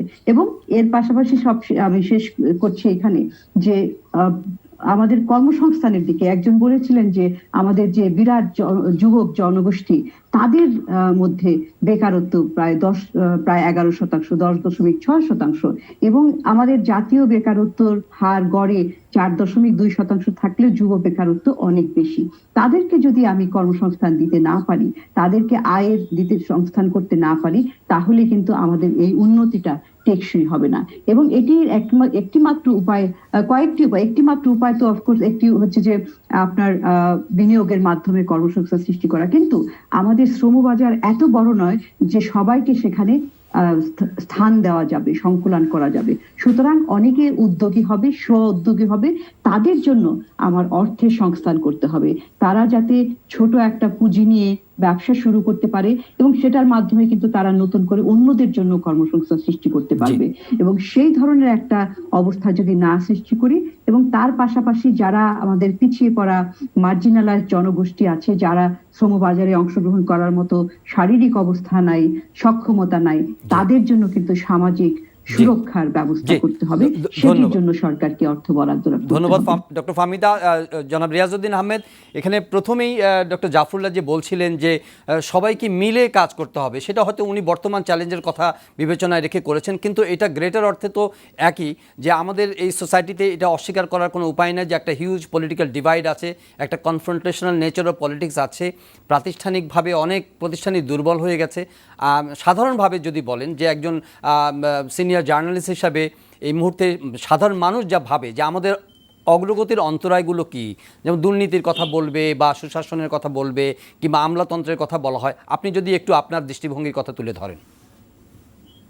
আপনি তো প্রায় বলেই ফেলেছেন, কিন্তু যে কথাটা এতক্ষণ শুনলাম সেটা হলো আগামী দিনের যে চ্যালেঞ্জগুলি আমাদের সামনে, এগুলি কিন্তু মানে ইগনোর করলে চলবে না, এগুলিকে বলে থাকা যাবে না, এগুলিকে অ্যাড্রেস করতে হবে। এবং সেই জন্য আমি যেটা বলেছিলাম যে গণমাধ্যমকে এখানে একটা রোল প্লে করতে দিতে হবে। আজকে যদি সারা পৃথিবী গ্লোবালাইজেশনের বিপরীতে যখন চলছে, তখন আমাদের জন্য কি কি চ্যালেঞ্জ, এগুলি তো গণমাধ্যমই ভালো করে বলতে পারে, অ্যানালাইসিস করতে পারে। তো গণমাধ্যমকে তো কাজ করতে দিতে হবে। গণমাধ্যমকে যদি আপনার ডিজিটাল সিকিউরিটি অ্যাক্টের মধ্যে বন্দী করে রাখা হয়, তাহলে তো আমরা সামনে এগোতে পারবো না। আমাদেরকে মুক্ত পৃথিবীতে বিচরণের জন্য একটা মুক্ত পরিবেশ আমাদের দরকার, মুক্ত গণমাধ্যম আমাদের দরকার। এই কথাটাই আমি বারবার বলছিলাম। আজকে কিন্তু আমরা এই গণমাধ্যমের যে অবস্থাটা আমরা দেখেছি, যে কিছুদিন আগে আমাদের এক বোন যেভাবে লাঞ্ছিত হলো, আমরা বলেছি এখানে যে আমাদের গণমাধ্যম সব জায়গায় কিন্তু মুক্ত নয়, সব জায়গায় মানে বাধাপ্রাপ্ত হচ্ছে। এবং সাংবাদিকরা যখন ইনভেস্টিগেটিভ জার্নালিজম করতে যাবে, খবরটা বের করে আনতে যাবে, তখন তাদেরকে বলা হয় তথ্য চুরির অভিযোগে তাদের বিরুদ্ধে মামলা করা হয়, তাদেরকে সাহসিকতার জন্য পুরস্কৃত করা হয় না। এটা করতে হবে, করলে কিন্তু না হলে আগামী 50 বছর আমাদের সামনে যেটা আছে, আমি যেটা বলছি যে আমাদের উড়াল দিতে হবে। টেক অফ স্টেজে আমরা আছি, টেক অফ স্টেজে এগোতে হলে আমাদের যে বাধাগুলি অতিক্রম করতে হবে, সেই বাধা অতিক্রম করার জন্য যে পরিবেশ তৈরি করতে হবে, সেটা করতে পারে গণমাধ্যম। এবং সেই জন্যই বলছিলাম যে গণমাধ্যমের বিশ্বাসযোগ্যতাটা খুবই গুরুত্বপূর্ণ, এবং সেই জায়গাটা ভুলে গেলে চলবে না। বিশ্বাসযোগ্য গণমাধ্যম নিয়ে, মুক্ত গণমাধ্যম নিয়ে যদি আমরা সামনে এগোতে পারি, তাহলে আগামী 50 বছর হবে আমাদের জন্য অত্যন্ত উজ্জ্বল। ডক্টর জাফরুল্লাহ, সিদ্ধান্ত গ্রহণের ক্ষেত্রে মানুষের অংশগ্রহণ কতটা দেখছেন এবং কতটা জরুরি মনে করেন যে কোনো বিষয়? এখানে আজকে যে কথাটা আসছে, মানুষের অংশগ্রহণ তো নাই, মানুষের অংশগ্রহণ নাই। আমাদের প্রধানমন্ত্রী প্রায় বন্দী, আমলাতন্ত্রের কাছে উনি বন্দী হয়ে আছেন। সেখানেই হয়েছে আমাদের বিরাট একটা সমস্যা। আজকে যেখানে রিয়াজ ভাই যে কথাটা বললেন, আজকে মিডিয়াকে আজকে উন্মুক্ত করে দিতে হবে, আমার বিরুদ্ধে কথা বলার সুযোগ দিতে হবে। তার ফলে আমার সুযোগ আসবে, আমার নিজেকে ডিফেন্ড করার। আজকে যদি কথায় না বলে আজকে এক দারোগা সাহেব আমি কোথায় কি বলেছি, আজকে এই যে বললাম প্রধানমন্ত্রী আমলাতন্ত্রের কাছে বন্দী, এটার জন্য ডিজিটাল সিকিউরিটি অ্যাক্টে একটা আমার নামে মামলা হতে পারে, দারোগা সাহেব আমাকে বেঁধে নিয়ে যেতে পারেন। তো এই জাতীয় জিনিস থেকে অবশ্যই, আর সঙ্গে সঙ্গে আমার বন্ধুদেরকে চিনা প্রয়োজন আছে, বন্ধুদের সাথে পরিচয় প্রয়োজন আছে। এই যে দেখেন সম্প্রতি গজল দোপান সব বাঁধগুলি সব এইগুলি ছেড়ে দিয়েছে ভারত, ফলে আমার সারা দেশ বন্যা প্লাবিত হচ্ছে। অপরদিকে আমরা ভারতকে ভয়ানকভাবে তার অক্ষুণ্ণতা রক্ষায় আমাদের অবদান অনেক বেশি আছে, সেটিকে তারা নজর দিচ্ছে না। তারা এই জাতীয় জিনিস এখনো প্রতি সপ্তাহে আমার বাংলাদেশিকে মারছে। আজকে প্রতিদিন যে ট্রাক আসে তাদের কারণেও এখানে ভেরিয়েন্ট এসছে। এই সব কিছু তাদেরকেও বুঝতে হবে, আমার বন্ধুত্বকে, আমার ভ্রাতৃত্বকে তারা আমার দুর্বলতা যেন মনে না করে। আজকে সময় এসছে আমাদের পরিষ্কারভাবে বলে, ভারত তুমি যদি না হও তাহলে আমিও টিট ফর টেটে যেতে হবে, এটা তোমার জন্য মঙ্গলকর হবে না, আমার জন্য ভালোই হবে। আজকে এত বড় ভারত থাকাটা মোটেই না, ভারতকে খণ্ড বিখণ্ড হওয়াটা সমগ্রভাবে পৃথিবীর জন্য মঙ্গলকর হবে বলে।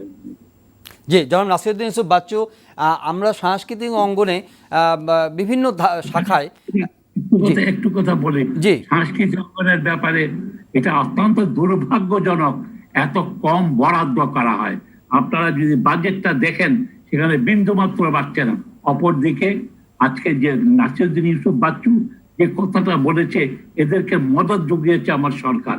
এরা যেভাবে 5,000 কোটি টাকা তাদেরকে বরাদ্দ দেওয়া হয়েছে, এইদেরকে 560টা মসজিদ বানানো হয়েছে। এই মসজিদ আগে বানাতাম আমাদের পিতৃপুরুষরা, গ্রামবাসীরা, আমরা মিলিতভাবে ধর্মের জন্য বানাতাম। আমাকেও আজকে ক্ষমতাচ্যুত করা হয়েছে। জি, আমরা আসছি আপনার কাছে জনাব নাসিরউদ্দিন ইউসুফ বাচ্চু। আমি যেটা জিজ্ঞেস করতে চাইছিলাম যে আপনি আমাদের এখানে সৃজনশীলতার বদলে কি সংস্কৃতির অঙ্গনে বিভিন্ন ধারায়, বিভিন্ন শাখায়, চলচ্চিত্র শুরু করে অন্যান্য ক্ষেত্রে সঙ্গীতেও একটু অনুকরণ প্রিয়তা কি বাড়ছে কিনা, এবং বাড়লে সেটা কেন? হ্যাঁ, সেটা তো বাড়ছেই, সেটা বাড়ছে। এই নানা কারণ আছে, একটা বিশ্বায়ন একটি বড় কারণ, এবং আমরা মনে করি ইউরোপ অবশ্যই ইউরোপ আমাদের চেয়ে উন্নত এবং উন্নত সংস্কৃতির ধারক এবং চর্চাকারী দেশ বটে। তবে সেখানে আরো বড় বড় সংকট রয়েছে, সেগুলো তারা মোকাবেলা করছে তাদের সংস্কৃতি দিয়ে। কিন্তু আমাদের এখানে যেটা হয়েছে যে আপনি ইচ্ছা করলেই একটি বিদেশি সংস্কৃতি এখানে ঢুকিয়ে দিতে পারবেন না, এটা ইনজেক্ট করা খুব কঠিন, এটা কালচারালি অ্যাকসেপ্টেড হয় না। এটি আমার মাটি বা জল বা আকাশ বা পরিবেশ গ্রহণ করে না, মানুষও গ্রহণ করে না, কারণ মানুষও তো বড় হয় সেই পরিবেশের মধ্যে দিয়ে। সুতরাং তাকে তার সংস্কৃতিটাকে উন্নয়ন করার আমাদের সহযোগিতা করা উচিত, অর্থাৎ আমাদের তার পাশে দাঁড়ানো উচিত, তার অধিকারটা নিশ্চিত করা উচিত। আর আমি একটু অন্যভাবে বলি, দেখেন কিভাবে সংস্কৃতি একটি জাতিসত্তাকে নির্মাণ করে, এটা খুব জরুরি। সেটা হলে উন্নয়নটা তাহলে ভিন্ন আকার একটি ধারণ করবে।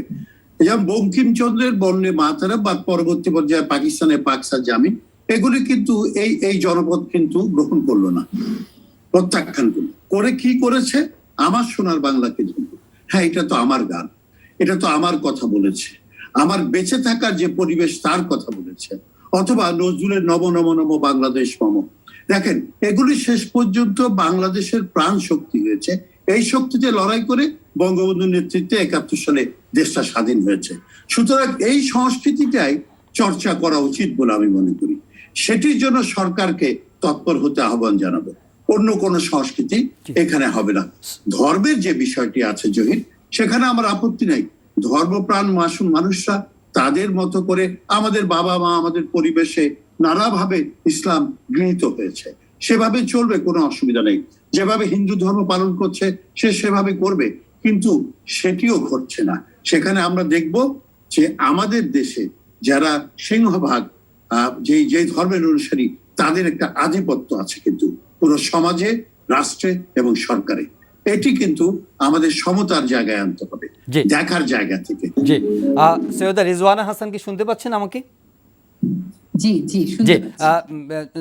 রিজওয়ানা হাসান, আমি ডক্টর জাফরুল্লাহকে প্রশ্নটি করেছিলাম যে বিভিন্ন ক্ষেত্রে সরকারের নিশ্চয়ই একটা ম্যান্ডেট থাকে যারা সিদ্ধান্ত গ্রহণ করবেন, কিন্তু সেই সিদ্ধান্ত গ্রহণের ক্ষেত্রে মানুষের অংশগ্রহণটা একটা বড় জরুরি বিষয় বলে মনে করা হয় যে কোনো ডেমোক্রেসিতে। সেটা পরিবেশ থেকে শুরু করে ইকোনমিক ডেভেলপমেন্টের বিভিন্ন প্রকল্প গ্রহণ থেকে শুরু করে সব ক্ষেত্রেই। আপনি একজন অধিকার কর্মী হিসেবে আপনার কাছে কি মনে হয় যে মানুষের এই মনোভাব, দৃষ্টিভঙ্গি, তাদের মতামত, সেগুলো যে কোনো বড় সিদ্ধান্ত গ্রহণের ক্ষেত্রে বা ছোট বড় যে কোনো সিদ্ধান্ত গ্রহণের ক্ষেত্রে কতটা বিবেচনায় নেওয়া হয় বর্তমান বাস্তবতায়?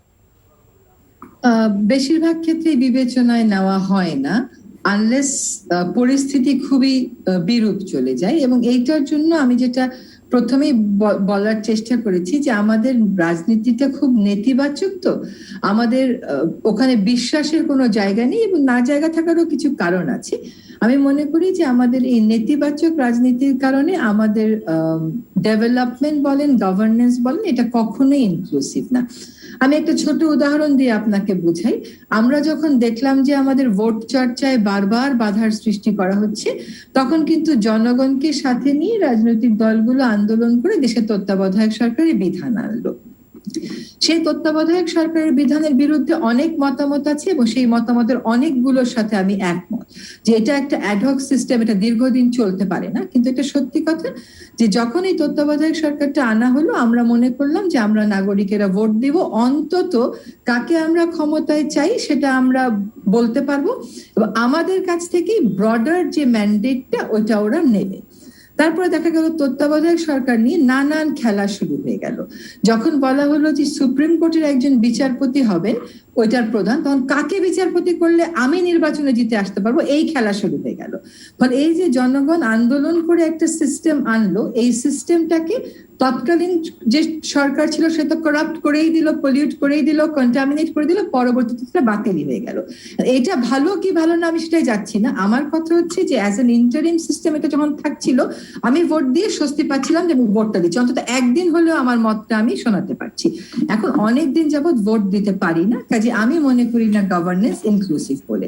আপনাকে দুটো ছোট ছোট উদাহরণ দিই। একটা উদাহরণ হচ্ছে যে আমাদের এই যে মেট্রো রেল, আমরা কিন্তু মেট্রো রেল হলে চড়বো, আমরা খুশিও হব, মেট্রো রেল ভালো করে যদি চলতে পারে আমরা খুশি হব। কিন্তু আমাদের প্রধান দাবিটা ছিল যে মেট্রো রেলের মতন এমন একটা এক্সপেন্সিভ প্রজেক্টে না যে আমরা কি পাবলিক ট্রান্সপোর্ট সেক্টরটাকে আগে উন্নত করতে পারতাম কিনা, এই বাসের সিস্টেমটাকে এইটাকে আমরা আগে উন্নত করতে পারতাম কিনা। কিন্তু এই ডিবেটটা আমাদের আসলে আমরা অ্যাড্রেসই করতে পারলাম না। বেশ কয়েকটা ভালো ভালো মডেলও কিন্তু দেখানো হলো এবং যিনি দেখালেন আনিসুল হক সাহেব, উনি কোনো প্রপার নির্বাচনে নির্বাচিত হয়ে মেয়র হয়ে আসেন নাই, কিন্তু পিপলস এজেন্ডা সামহাও উনি ক্যাপচার করেছিলেন এবং বলছিলেন।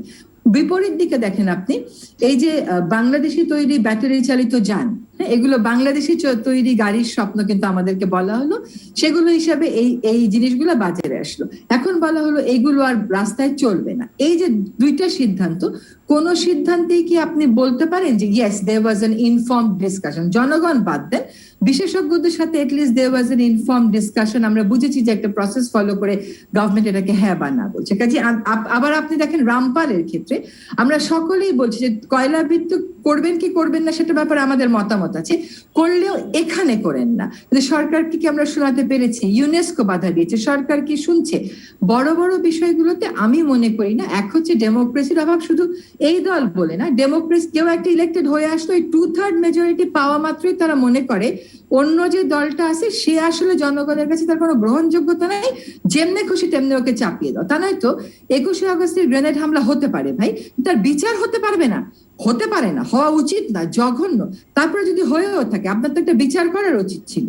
তো এই যে গণতান্ত্রিক অধিকারগুলো আর এরকম কনফ্রন্টেশনে হয়ে গেছে যে বড় ডেমোক্রেসি, ইলেকশন, মেজর যে জিনিসগুলো সেগুলোই তো আমাদের এখানে নেই। আরেকটা কথা বলে আমি একটু শেষ করতে চাই। আপনি দেখেন শ্রম বাজার বাংলাদেশের অর্থনীতিকে টিকিয়ে রাখার ক্ষেত্রে আমাদের যে সমস্ত ভাই বোনেরা বিদেশে গিয়ে কাজ করেন তারা অনেক বড় একটা ভূমিকা রাখেন। তাদেরকে আমরা কি সুরক্ষা দেই না দিই এটা যদি আপনি ঢাকা এয়ারপোর্টে যান সেখান থেকে আপনি বুঝবেন, বড় বড় বিতর্ক তর্কের দরকার নেই।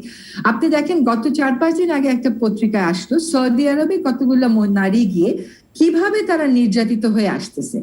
আমাদের সরকার কি, যে কোনো সরকার, আমি জানতে চাই না কে ক্ষমতায়, বলতে পারে না যে সৌদি আরবে আমরা নারী শ্রমিক পাঠাবো না? শ্রীলঙ্কা পারে, বাংলাদেশ ওটা বলার ক্ষমতা রাখে না। কেন রাখে না? কেন আমাদের নারী শ্রমিকেরা ওখানে যে এভাবে নির্যাতিত হয়ে আসবে এবং ওইখানে নাকি এ সমস্ত অপরাধের শাস্তি হচ্ছে ওদেরকে একেবারে কল্লা কেটে ফেলানো হবে? ওই আমার নারী শ্রমিকদেরকে যখন একটার পর একটা নারী শ্রমিক প্রেগনেন্ট হয়ে সৌদি আরব থেকে আসতেছে, আমরা সকলে কেন আওয়াজ তুলতে পারতেছি না এবং সরকারকে বাধ্য করতে পারতেছি না যে সৌদি আরবে নারী শ্রমিক পাঠাবেন না? সো ডেভেলপমেন্ট এজেন্ডাতে, ডেভেলপমেন্ট ডিসকোর্সে আমি মনে করি না আমরা সেই প্রসেসটাই ইনিশিয়েট করতে পেরেছি বলে, যে প্রসেসটা ইনিশিয়েট করলে জনমত প্রতিফলিত হতে পারে। আজকাল মেইন স্ট্রিম মিডিয়াকে ডিজিটাল সিকিউরিটি অ্যাক্ট এটার সাথে দিয়ে হাত বেঁধে দেওয়ার কারণে সোশ্যাল মিডিয়া একটা বড় শক্তিশালী বিষয় হয়ে গেছে, কিন্তু সোশ্যাল মিডিয়া সব মতামত তো ইনফর্মড হয় না। একটা সভ্য ডেমোক্রেটিক সোসাইটিতে আমরা ইনফর্মড ডিবেট চাই, রেসপেক্টফুল ডিবেট চাই। গণতন্ত্রকে হত্যা করে দিয়ে, গণতন্ত্রকে দুর্বল করে দিয়ে সেটার সুযোগ তো আমরা একেবারে ছড়িয়ে দিয়েছি। আর ডেভেলপমেন্ট ডিসকোর্সে যে প্রসেসগুলো, যে সিস্টেমগুলো থাকার কথা for public consultation, for public hearing, সেগুলো আসলে আমরা দেখিনি। এনটিভির 19 বছরের পথ চলা এই বিশেষ আয়োজন, দীর্ঘ যাত্রায় এনটিভি সবসময় আপনাদের সঙ্গে আছে এবং চলার পথে যেই সুন্দর গল্পগুলো, অর্জনের গল্পগুলো, সেগুলো বলে আসার চেষ্টা করেছে। অপার সম্ভাবনাময় বাংলাদেশের যে সমৃদ্ধির যে চিত্র, সেগুলো তুলে ধরেছে সবসময়। আবার দুঃখ, বেদনা, হতাশা, সমালোচনা, গঠনমূলকভাবে সেগুলো বলবার চেষ্টা করেছে। অনিয়মের চিত্রগুলো তুলে ধরতে চেষ্টা করেছে। সমাধানের পথ কি, সেগুলো সংশ্লিষ্টদের সঙ্গে কথা বলে দিক নির্দেশনার কথাও তুলে ধরবার চেষ্টা করেছে সংবাদে, সংবাদ পরিক্রমায়। তো আজকেও আমরা সেই আলোচনাগুলো করছি বিশিষ্ট অতিথিদের সঙ্গে। এবং একটু আগে আমরা সৈয়দ রিজওয়ানা হাসানের কথা বলছিলাম যে মানুষের অংশগ্রহণ, ইনফর্ম ডিবেট এবং ইনফর্ম ডিসকাশন ভিত্তিতে যে আলোচনাগুলো, যে প্রত্যাশা, সেখানে অনেকটাই ঘাটতির কথা তিনি তুলে ধরলেন।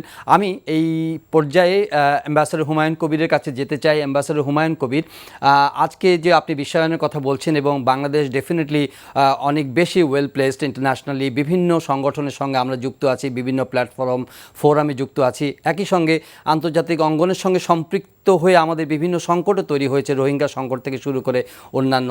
তো এই যে বর্তমান বিশ্বে আমাদের যে অবস্থান এবং আমরা যে ডিপ্লোমেসি পার্সু করছি, সেদিক থেকে বাংলাদেশ কতটা জোরালো অবস্থানে আছে, কতটা মর্যাদার অবস্থানে আছে, এবং যদি না থাকে সেখানে করণীয় কি, সেই বিষয়ে যদি আপনি একটু দৃষ্টিপাত করেন।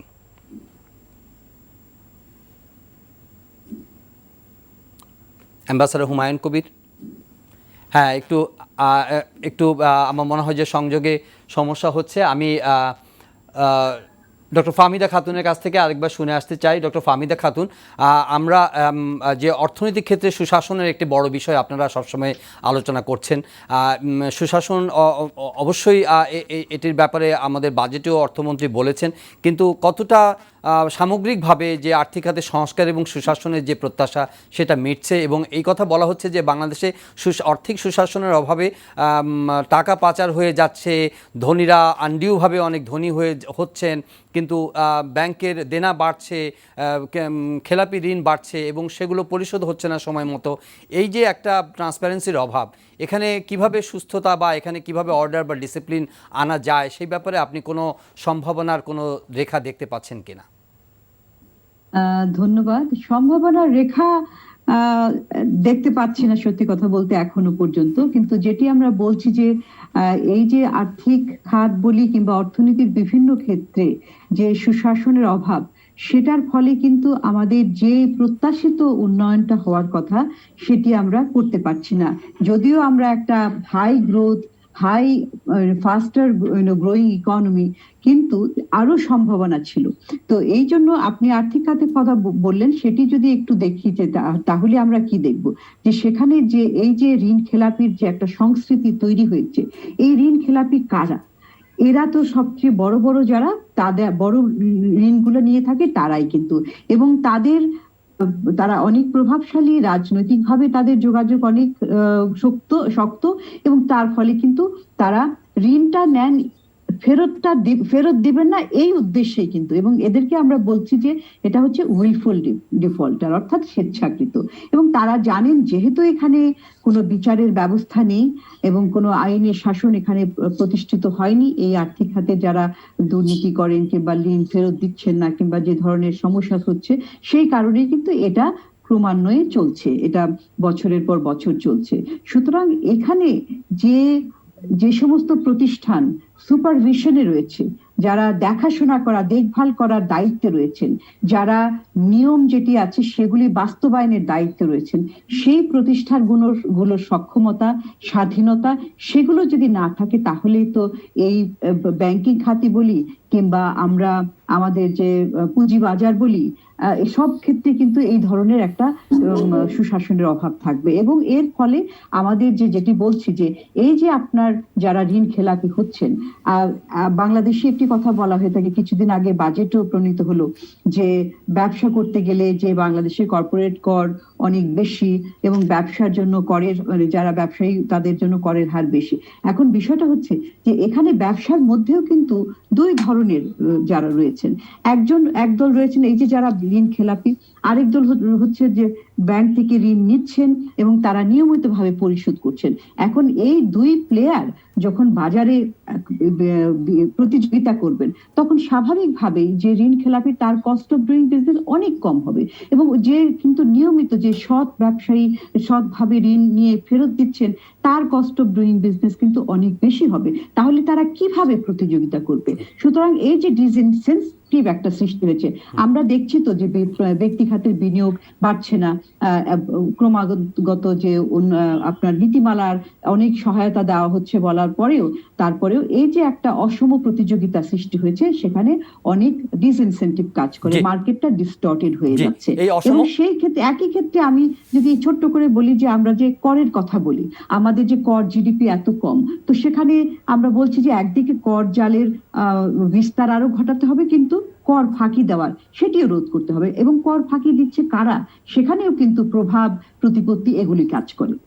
জি, ধন্যবাদ ডক্টর ফাহমিদা। যারা কর দিচ্ছেন না, যারা কর ফাঁকি দিচ্ছেন, ঋণ পরিশোধ করছেন না, তারা সুবিধা পাচ্ছেন, আর যারা ফেয়ারলি ব্যবসা করছেন তাদের জন্য জীবন অনেক বেশি কঠিন হয়ে যাচ্ছে। সুতরাং এটা একটা অসম পরিস্থিতির কথা আপনি তুলে ধরলেন। আমি অ্যাম্বাসেডর হুমায়ুন কবিরের কাছে যেতে চাই। অ্যাম্বাসেডর হুমায়ুন কবির, দুটো প্রশ্ন ছোট করে। একটি হচ্ছে যে আন্তর্জাতিক অঙ্গনে আমরা অনেক ভালো অবস্থানে গেছি, মর্যাদার আসনে অভিষিক্ত হয়েছি বিভিন্ন প্ল্যাটফর্মে, কিন্তু তারপরেও বর্তমান বাস্তবতা আমাদের দর কষাকষির অবস্থানটা আপনি একটু বিশ্লেষণ করবেন। আরেকটি বিষয় হচ্ছে যে আমাদের দেশ থেকে প্রচুর মেধা বিদেশে চলে যায়, তাদেরকে আমরা নেটওয়ার্ক করে দেশে, আপনি যখন ওয়াশিংটন অ্যাম্বাসেডর ছিলেন অনেক নেটওয়ার্কিং করার চেষ্টা করেছেন, যারা বিভিন্ন প্রফেশনালস আছেন তাদেরকে দেশের কাজে কিভাবে লাগানো যায়। এই যে অ্যাকমপ্লিশড যারা প্রফেশনালস আছেন তাদেরকে কি আমরা যথাযথভাবে আমাদের দেশের উন্নতির কাজে লাগাতে পারি কিনা, না পারলে মানে কেন পারছি না বর্তমান পরিস্থিতিতে, একটু যদি বিশ্লেষণ করেন। ধন্যবাদ আপনাকে। আমি সংক্ষেপে দুটো প্রশ্নের জবাব দিতে চেষ্টা করব। আপনি যেমনটা বলছিলেন যে আনুষ্ঠানিকভাবে বা প্রাতিষ্ঠানিকভাবে কিন্তু আমরা ভালো করছি, এই কথাটা অস্বীকার করা যায়, কিন্তু কথা হচ্ছে যে এখনকার কূটনীতির একটা বড় জায়গা কিন্তু অনানুষ্ঠানিক জায়গাতে হচ্ছে। জনগণের কূটনীতি যদি বলি আমরা, পৃথিবীর মানুষ কিন্তু এখন কূটনীতির অংশীদার। আগে আমরা শুধু যারা কূটনীতিবিদ ছিলাম তারা এই কাজটা করতাম, আজকে কিন্তু সাধারণ মানুষও এই কূটনীতির জগতের সিদ্ধান্ত গ্রহণ প্রক্রিয়া বলেন, এটাকে সঞ্চালন প্রক্রিয়া বলেন, তার সাথে সংযুক্ত। এখন সেই জায়গাটাতে আমার ধারণা যে আমরা বাংলাদেশে যে বাংলাদেশের কূটনীতি যেটা গত 50 বছর ধরে যেটা করে এসছি, আমরা আনুষ্ঠানিক বা প্রাতিষ্ঠানিক ভাবে এটা সফলতা অর্জন করেছি, কিন্তু এখন যেই জায়গাটা, বড় জায়গাটা বাকি রয়ে গেল, পৃথিবীর মানুষ আমাদেরকে কিভাবে দেখে, সেই জায়গাটা আমার ধারণা আমাদের কাজ করার অনেক বড় জায়গা আছে এবং সেটা আমাদের দেখতে হবে। এবার আমি আসছি আরেকটা বিষয়, সেটা হচ্ছে যে এই রোহিঙ্গা ইস্যু নিয়ে আপনি যে বললেন, আমরা বোধহয় আমাদের গত 50 বছরের ইতিহাসে এই প্রথম আমরা জিও স্ট্র্যাটেজিক ফল্ট লাইন যেটাকে বলা হয় এটার মুখোমুখি হলাম। অর্থাৎ তার আগে আমরা যে কূটনীতি করতাম, এটা বলতে পারেন আপনি একটা আদর্শিক কূটনীতি, ভালো ভালো কথা বলা, সবার ভেতরে না ঢোকা বা সবার সাথে ভালো সম্পর্ক রেখে চলা, এগুলো এই জায়গায় আমরা পুরোপুরি সফলতা অর্জন করেছি। কিন্তু রোহিঙ্গা ইস্যুর ফলে যেটা আমরা দেখলাম, এখন আসল কূটনীতি আমাদেরকে চ্যালেঞ্জ করছে, সেটা হচ্ছে যে ভূ রাজনৈতিক ব্যবস্থা, যে এখানে যাদেরকে আমরা বন্ধু ভাবি তারা কিন্তু এই বন্ধুত্ব কাজের সময় কিন্তু আমাদের পাশে দাঁড়াচ্ছে না, আমরা যাদেরকে পছন্দ করি না তারা কিন্তু আবার আমাদের পাশে এসে দাঁড়াচ্ছে। এই যে অববাস্তবতাটা, এই বাস্তবতাটার সাথে কিন্তু আমরা পরিচিত ছিলাম না, এবং সেই বাস্তবতা কিন্তু এখন আমরা এই বাস্তবতা দেখা শুরু করেছি। আগামী দিনগুলোতে কিন্তু এই দেখাটা আরো বেশি বাড়বে।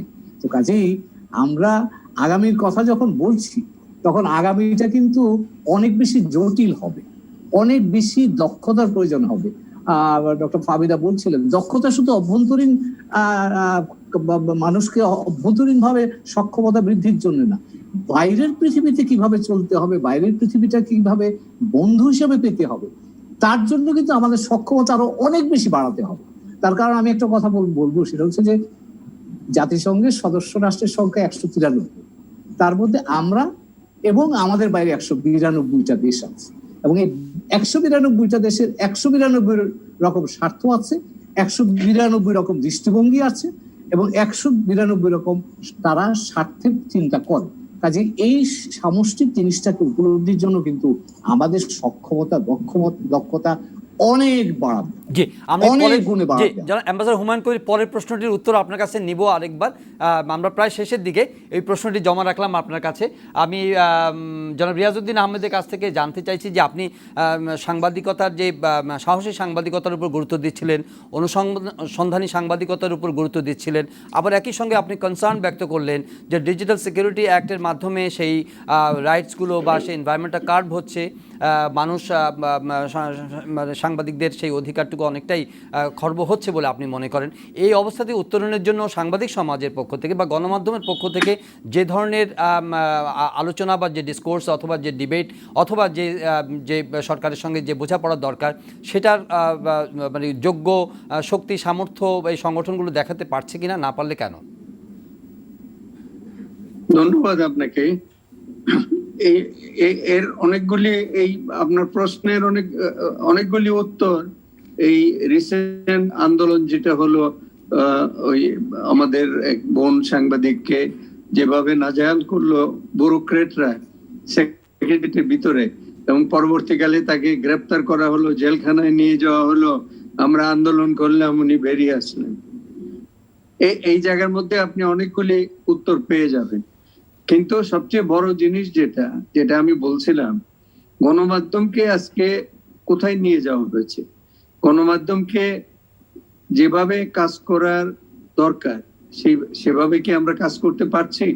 আপনি যে প্রশ্নটা করলেন যে আজকে যে ডিজিটাল সিকিউরিটি অ্যাক্ট বা আপনার যে অফিসিয়াল সিক্রেটস অ্যাক্ট, যেগুলি আজকে প্রতিবন্ধকতার সৃষ্টি করছে স্বাধীন সাংবাদিকতা, এগুলিকে ফাইট ব্যাক করার জন্য আমাদের কি সেই শক্তি সামর্থ্য আছে? আমি তো একসময় আনডিভাইডেড বিএফইউজ এর প্রেসিডেন্ট ছিলাম, এবং এরশাদ সাহেবকে আমরাই টেনে নামিয়েছিলাম। এখন তো পারা যায় না, এখন তো আমরা দ্বিধা বিভক্ত, সারা বিশ্ব দ্বিধা বিভক্ত, either you are on my side or you are against me. এই থিওরির মধ্যে সারা পৃথিবী ভাগ হয়ে গেছে, শক্তি ডিভাইডেড হয়ে গেছে।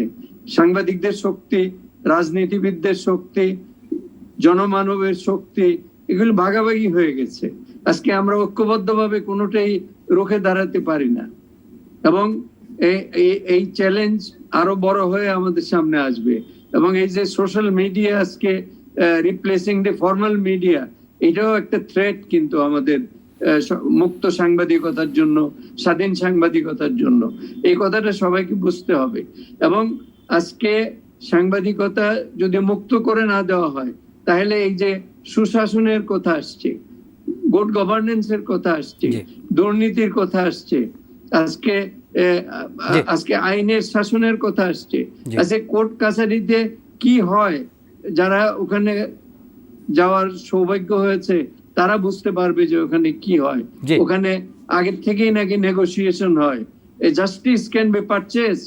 এই কথা কেন বলা হয়, এর উত্তর তো দিতে হবে। আগামী দিনের বহু চ্যালেঞ্জের মধ্যে এইগুলিও একটা চ্যালেঞ্জ, এবং এটাকে যদি মুক্ত করা না হয় তাহলে সুশাসন হবে না, গণতন্ত্র হবে না, এবং মানুষের আশা আকাঙ্ক্ষা পূর্ণ হবে না। ধন্যবাদ জনাব রিয়াজউদ্দিন আহমেদ। সৈয়দ রিজওয়ানা হাসান আছেন কি? না হলে আমি নাসিরউদ্দিন ইউসুফ বাচ্চুর কাছে যাব। যে রিজওয়ানা হাসান আজ যে কোর্ট কাচারির কথা বললো, আপনি একজন লয়ার, বিচার ব্যবস্থা একটা বড় একটা কনসার্নের জায়গা আছে মানুষের প্রত্যাশার পূরণের ক্ষেত্রে। একটু যদি আপনার শেষ কমেন্টটা শুনবো, আমরা প্রায় শেষের দিকে। আমার কাছে মনে হয় যে আমরা আলোচনায় অনেক বেশি ক্রিটিক্যাল হয়ে যাচ্ছি। আজকে আমাদের বার্থডে সেলিব্রেশনে we should be much more positive. হ্যাঁ, তো কোর্ট, আমি একজন লয়ার হিসাবে আমার কাছে মনে হয় যে হাইকোর্ট এখনো জনগণের প্রত্যাশা অনেকটা পূরণ করছে, তবে অনেক জায়গায় পারছে না। যেখানে পলিটিক্যাল ইনফ্লুয়েন্স অনেক বেশি, সেইখানে আমরা অনেকেই হয়তো ফিল করছি যে আমাদের বিচার বিভাগের আরো অনেক স্বাধীন হওয়ার প্রয়োজন ছিল। বিচার বিভাগের স্বাধীনতা নিয়ে উচ্চ আদালত দফায় দফায় যে নির্দেশনাগুলো, আদেশগুলো দিয়েছিল, সেগুলো পুরোপুরি কোনো সরকারই বাস্তবায়ন করেনি। এ সরকারও করেনি, তার আগের সরকারও করেনি। কারণ এই নেতিবাচক রাজনীতির ক্ষেত্রে রাজনৈতিক দলগুলো হয়তো চায় না যে বিচার বিভাগ খুব বেশি স্বাধীন বা খুব বেশি নিরপেক্ষ হোক বা খুব বেশি সাহসী ভূমিকা পালন করুক। তারপরেও আপনি দেখবেন যে আমাদের উচ্চ আদালত বেশ কয়েকটা জায়গাতে ভালো ভালো ভূমিকা রাখছে, কিন্তু ছোট ছোট কয়েকটা জায়গাতে আমরা দেখি, যেমন পলিটিক্যাল একটা বেইল পিটিশন মুভ করার ক্ষেত্রে ইউজুয়ালি যদি আমরা ধরে নিই যে এটার মধ্যে জামিন না হওয়ার কোনো কারণ নাই, তারপরে আমরা দেখি যে বেশ নানান অজুহাতে জামিন হয় না। আমি শহীদুল আলম ভাইয়ের ঘটনাটাই বলি যে বহুবার ওনার এমন কোনো অপরাধ ছিল না যে জামিন পাইতে পারবে না। আজকে উনি শহীদুল আলম, কালকে কিন্তু মানে পরিবর্তন হলে আমি শহীদুল আলম হয়ে যেতে পারি। তো বিচার বিভাগের স্বাধীনতা বলতে আমরা যেটা বুঝাই, সেটা সত্যিকার অর্থে বাংলাদেশে আছে বলে আমি মনে করি না। তারপরে উচ্চ আদালত মানুষের আকাঙ্ক্ষা যতটুকুন পারছে প্রোটেক্ট করছে, নিম্ন আদালতে আমি মনে করি না সেই ভরসা মানুষের এখন আর আছে। জি, ধন্যবাদ। স্বাধীনতাহীনতার সাথে করাপশন যখন যোগ হয় তখন মানুষের সাফারিংসটা কত বাড়ে আপনি চিন্তা করেন। জি জি, জনাব নাসিরউদ্দিন ইউসুফ বাচ্চু, সংস্কৃতির ক্ষেত্রে আপনার শেষ মানে প্রত্যাশার জায়গাগুলো যদি আমরা শেষ কথাগুলো শুনতে চাই আপনার কাছ থেকে আজকের অনুষ্ঠানে। আমি যে পুরো আলোচনাটা নিয়ে সবাই বিজ্ঞ আলোচকরা অনেক আলোচনা করে, আমাদের শিক্ষা নিয়ে আমরা তেমন কোনো কথা বলিনি। আমার কাছে সবসময় মনে হয় যে শিক্ষা হচ্ছে একেবারেই একটি মৌল জায়গা, যেটি আমাদের এখনই নজর দেওয়া উচিত। এটির ভয়াবহ ধস এসেছে গত 40 বছরে, সুতরাং সেটি আমাদের তাকানো উচিত। এটার সাথে সংস্কৃতি এবং উন্নয়ন দুটোই কিন্তু সম্পৃক্ত। আর যে জাতীয় ঐক্যের কথা সবাই বললেন, আমার মনে হচ্ছে খুব ডিফিকাল্ট একটা জায়গা।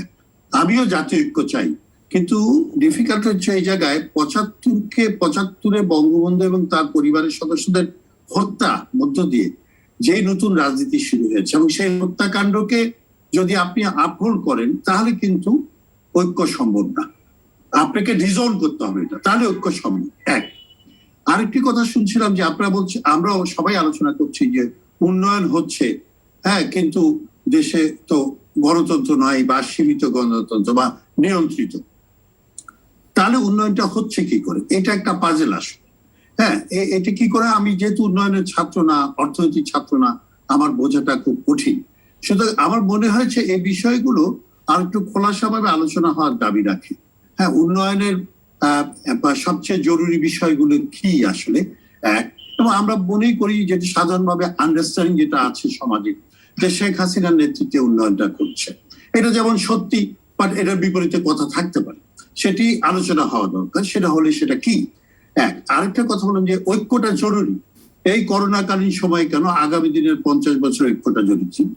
যেই আগামী 50 বছরে আমরা একটি আধুনিক বাংলাদেশ দেখতে চাই, একটি এমন সমাজ দেখতে চাই, এমন রাষ্ট্র দেখতে চাই, যেই রাষ্ট্রটি এই দেশের সংস্কৃতি, এই দেশের মানুষ, এদেরকে মূল্যায়ন করবে। কিন্তু সেটি যদি না করে, সেটি না করার সম্ভাবনা রয়েছে, কিন্তু সেটি হোক, এটা আমাদের দাবি। তো সেই জায়গায় আমরা বলবো যে সেটি করতে হলে কি কি করণীয় সেটা দেখতে হবে, এবং সেটি অবশ্যই আমাদের মুক্তিযুদ্ধের চেতনায় যে 4 স্তম্ভ নিয়ে 72 যে সংবিধান, সেটির পুনঃ ব্যবহার হওয়া উচিত। মানে আমার কথা হচ্ছে, এখন নিয়ে এসছে সরকার সমাজতন্ত্রের জায়গায় মানুষের সম অধিকার।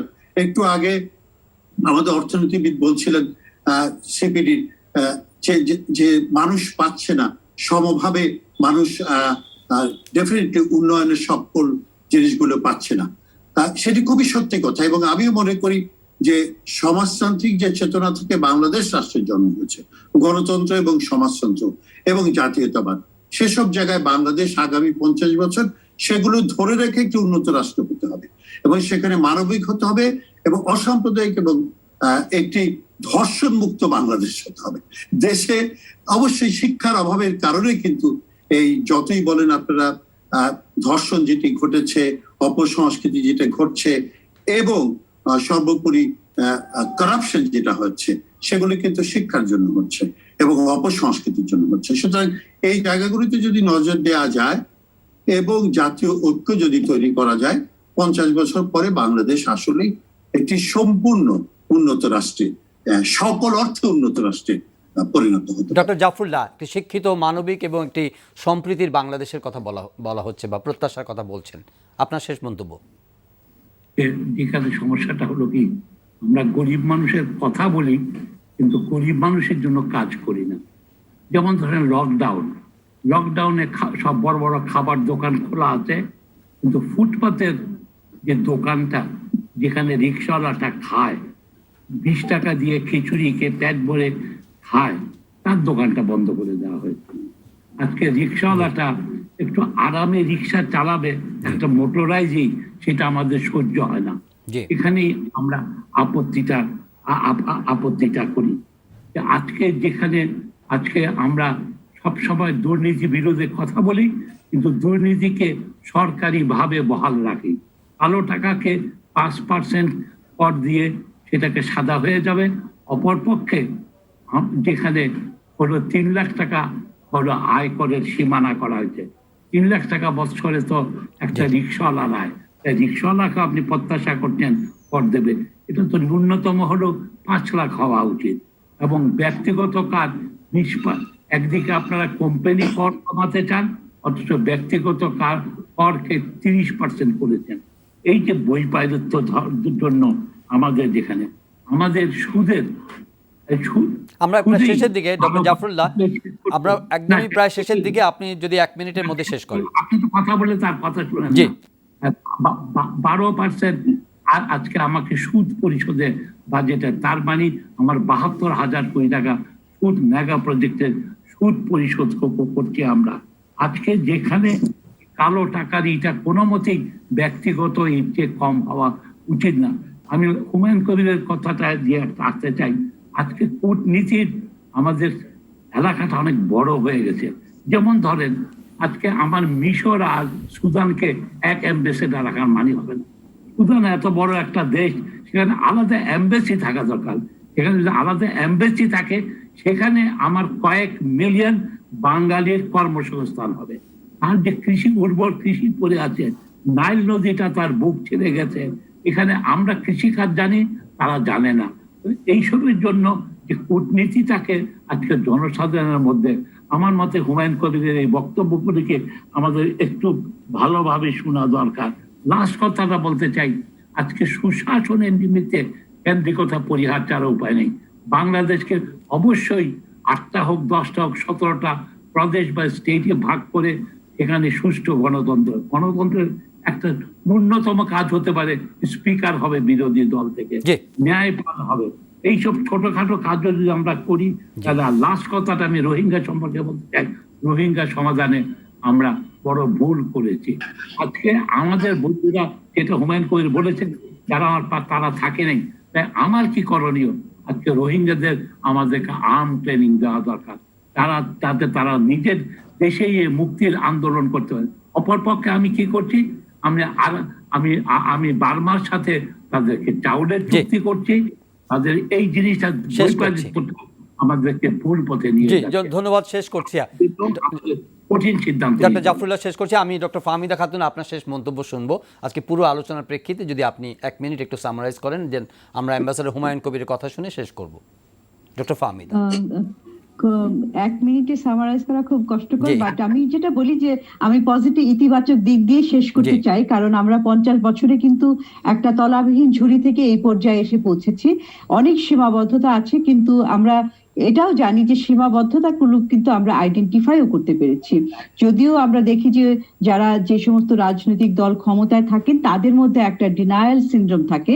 আমি মনে করি যে এখন সময় এসেছে যে আমরা আগামী 50 বছরে যে সীমাবদ্ধতাগুলি ছিল সেগুলো যদি উঠতে চাই, তাহলে এই নীতি নির্ধারকদেরকে এই ডিনায়াল সিনড্রোম থেকে বের হয়ে আসতে হবে। এবং দ্বিতীয়ত হচ্ছে যে জনগণের অংশগ্রহণের মাধ্যমে আসলে নীতিমালাগুলি প্রণয়ন করা এবং বাস্তবায়ন মূল্যায়নের ক্ষেত্রেও জনগণের যে একটা সুপারভিশন, মূল্যায়ন ইত্যাদির জন্য যাতে সুযোগ থাকে সেটি করা দরকার। এবং আমি আরো একটি কথা বলতে আবার জোর দিয়ে বলতে চাই, সেটি হচ্ছে যে আমাদের যে সামনের প্রজন্ম অর্থাৎ যুব সমাজ, এবং বাংলাদেশ একটি তরুণ জাতি বলা যায়, অ্যাভারেজ মানে গড় বয়স হচ্ছে এটা 26 বছর।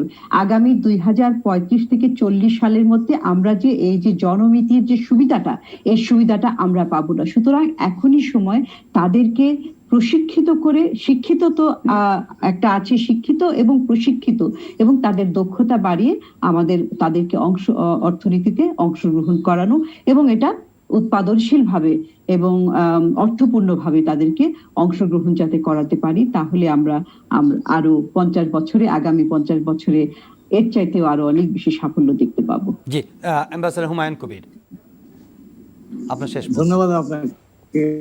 আসলে 50 বছরের গল্প এবং আপনাদের বর্ষপূর্তির 18 বছর পূর্তির গল্প, এখন দুটো গল্পই ইতিবাচক গল্প, এবং আমরা আসলে আলোচনাটার উদ্দেশ্য হচ্ছে কিন্তু নিজেদের আত্মসমালোচনা এবং সেই সমালোচনার মধ্য দিয়ে আগামী দিনের পথ। জি জি, আটকে গেছে হুমায়ুন ভাই। একটু একটু জহির, জি, শুনবার চেষ্টা করছি, সংযোগে একটু সমস্যা হচ্ছে।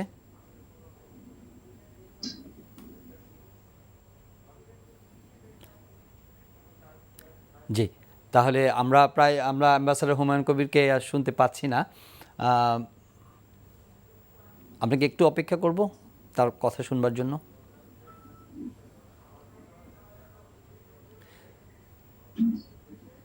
জি, দুর্ভাগ্য আমাদের, শেষ পর্যায়ে এসে আমরা অ্যাম্বাসেডর হুমায়ুন কবিরের কথা আর শুনতে পারলাম না। নিশ্চয়ই আবার সুযোগ হবে তার কথা শুনবার। আমরা প্রত্যেকে শুভকামনা পেয়েছি, প্রত্যেকেই আমাদের 19 বছরে চলার পথের যেই আমাদের যে 18 বছরের জার্নি, তাকে তারা প্রশংসা করেছেন, এবং আমরা আগামী দিনের একটি পথ নকশা তাদের কাছ থেকে পাওয়ার চেষ্টা করেছি। তারা চ্যালেঞ্জগুলো তুলে ধরেছেন। প্রত্যাশার আগামী বলতে সবার মনেই যে ছবিটা আমরা বুঝতে পেরেছি, প্রত্যেকে একটা সম্প্রীতির বাংলাদেশ চান, একটা সৌহার্দ্যের আগামী দেখতে চান, একটা উন্নয়ন, একটা সমৃদ্ধির আগামী দেখতে চান, একটা ভালোবাসার আগামী দেখতে চান, যেখানে সংস্কৃতির সমৃদ্ধি ঘটবে, যেখানে গণতন্ত্রের সমৃদ্ধি ঘটবে, সুশাসনের সমৃদ্ধি ঘটবে, মানুষের অংশগ্রহণ বাড়বে বিভিন্ন নীতি প্রণয়নের ক্ষেত্রে। গণমাধ্যম হিসেবে বাক স্বাধীনতার কথা বলা হয়েছে, সংস্কৃতির যে জাগরণ সেটির বিষয়ে আরও বেশি মনোযোগ, আরও বেশি বিনিয়োগ, সেই কথা আমরা জেনেছি। মেধাভিত্তিক সমাজের অগ্রগতির কথা আমরা বলেছি, এবং মানুষের মধ্যে যে বিভেদ বা মানুষের মধ্যে যে বৈষম্য বাড়ছে অর্থনৈতিকভাবে, সেটি কিভাবে দূর করা যায় সে বিষয়ে নীতি প্রণয়নের কথা বলা হয়েছে। সব মিলিয়ে আমাদের একটা সুস্থ সংস্কৃতি বিকাশ এবং আমাদের যে বিপদগুলো, সামনের দিনগুলোতে যে বিপদগুলো আছে, সেই বিপদগুলো সম্পর্কেও তারা তুলে ধরেছেন, এবং সেই বিপদগুলো চিহ্নিত করে আমরা যদি আমাদের নীতি নির্ধারণ করি এবং সে অনুযায়ী যদি আমরা আগামী দিনগুলোতে পথ চলি, নিশ্চয়ই একটা স্বস্তির সুবাতাস আসবে এবং আরও নতুন নতুন সম্ভাবনার দিন আমাদের জন্য অপেক্ষা করবে। সেটি এই প্রত্যাশার আগামীতে আমরা পেলাম, এবং আমরা আশা করছি যে সেই দিনগুলো আমাদের মাঝে আসবে, এবং বর্তমানে যে কঠিন সংকট, যে পরিস্থিতির মধ্য দিয়ে আমরা এগিয়ে চলেছি, যে কোভিড পরিস্থিতি, এই কোভিড পরিস্থিতির মধ্যে, লকডাউনের মধ্যে সারা দেশ প্রত্যেকেই আমরা আশা করব যে তারা সাধারণ মানুষ যারা লকডাউনে যে নিয়মটি মেনে চলবেন, তারা স্বাস্থ্যবিধিগুলো মেনে চলবেন, এবং আগামী দিনে এনটিভির যে চলার পথ, সেই চলার পথে আমাদের প্রতিশ্রুতি আমরা পুনর্ব্যক্ত করছি যে প্রিয় স্বদেশ বাংলাদেশ এগিয়ে চলুক, এটাই আমাদের প্রত্যাশা, এবং আমরা সব মানুষের সঙ্গে, তাদের কল্যাণের সঙ্গে, তাদের অগ্রগতির সঙ্গে, তাদের ভালোবাসার সঙ্গে আমরা তাদের সঙ্গে সম্পৃক্ত থাকব, এবং সব অকল্যাণ থেকে যারা সবাই দূরে থাকি সেই প্রত্যাশা আমরা করব। প্রিয় দর্শক, আপনারা সবসময় আমাদের পাশে ছিলেন, আজও আছেন এবং ভবিষ্যতেও থাকবেন, এটি আমাদের বিশ্বাস। আগামী দিনে আপনাদের সমর্থন নিয়ে, সহযোগিতা নিয়ে আমরা করোনা পরিস্থিতি মোকাবেলা করে আরও সুন্দর আগামীর পথে এগিয়ে যাব। ভালো সাংবাদিকতা, ভালো বস্তুনিষ্ঠ খবর এবং সুন্দর অনুষ্ঠানমালার মাধ্যমে আপনাদের আমরা সেবা করব, সেই প্রতিশ্রুতি জানিয়ে, সেই প্রত্যাশার কথা ব্যক্ত করে এই দীর্ঘ সময়ে আপনারা আমাদের পাশে থাকার জন্য আবারও কৃতজ্ঞতা, আবারও শুভেচ্ছা, আবারও অভিনন্দন জানিয়ে আজকের অনুষ্ঠান প্রত্যাশা আগামীর এখানে শেষ করছি। সবাই ভালো থাকবেন, দেখা হবে আবারও পরের কোনো বিশেষ অনুষ্ঠানে। সেই পর্যন্ত ভালো থাকবেন। আর এই অনুষ্ঠানটি চাইলে আপনারা অনলাইনে দেখতে পারেন, ভিজিট করুন www.ntvbd.com। এছাড়া ইউটিউব ও ভেরিফাইড ফেসবুক পেজে আমাদের জনপ্রিয় অনুষ্ঠান ও খবরের আপডেট আপনারা জেনে নিতে পারেন। দেখা হবে আবারও।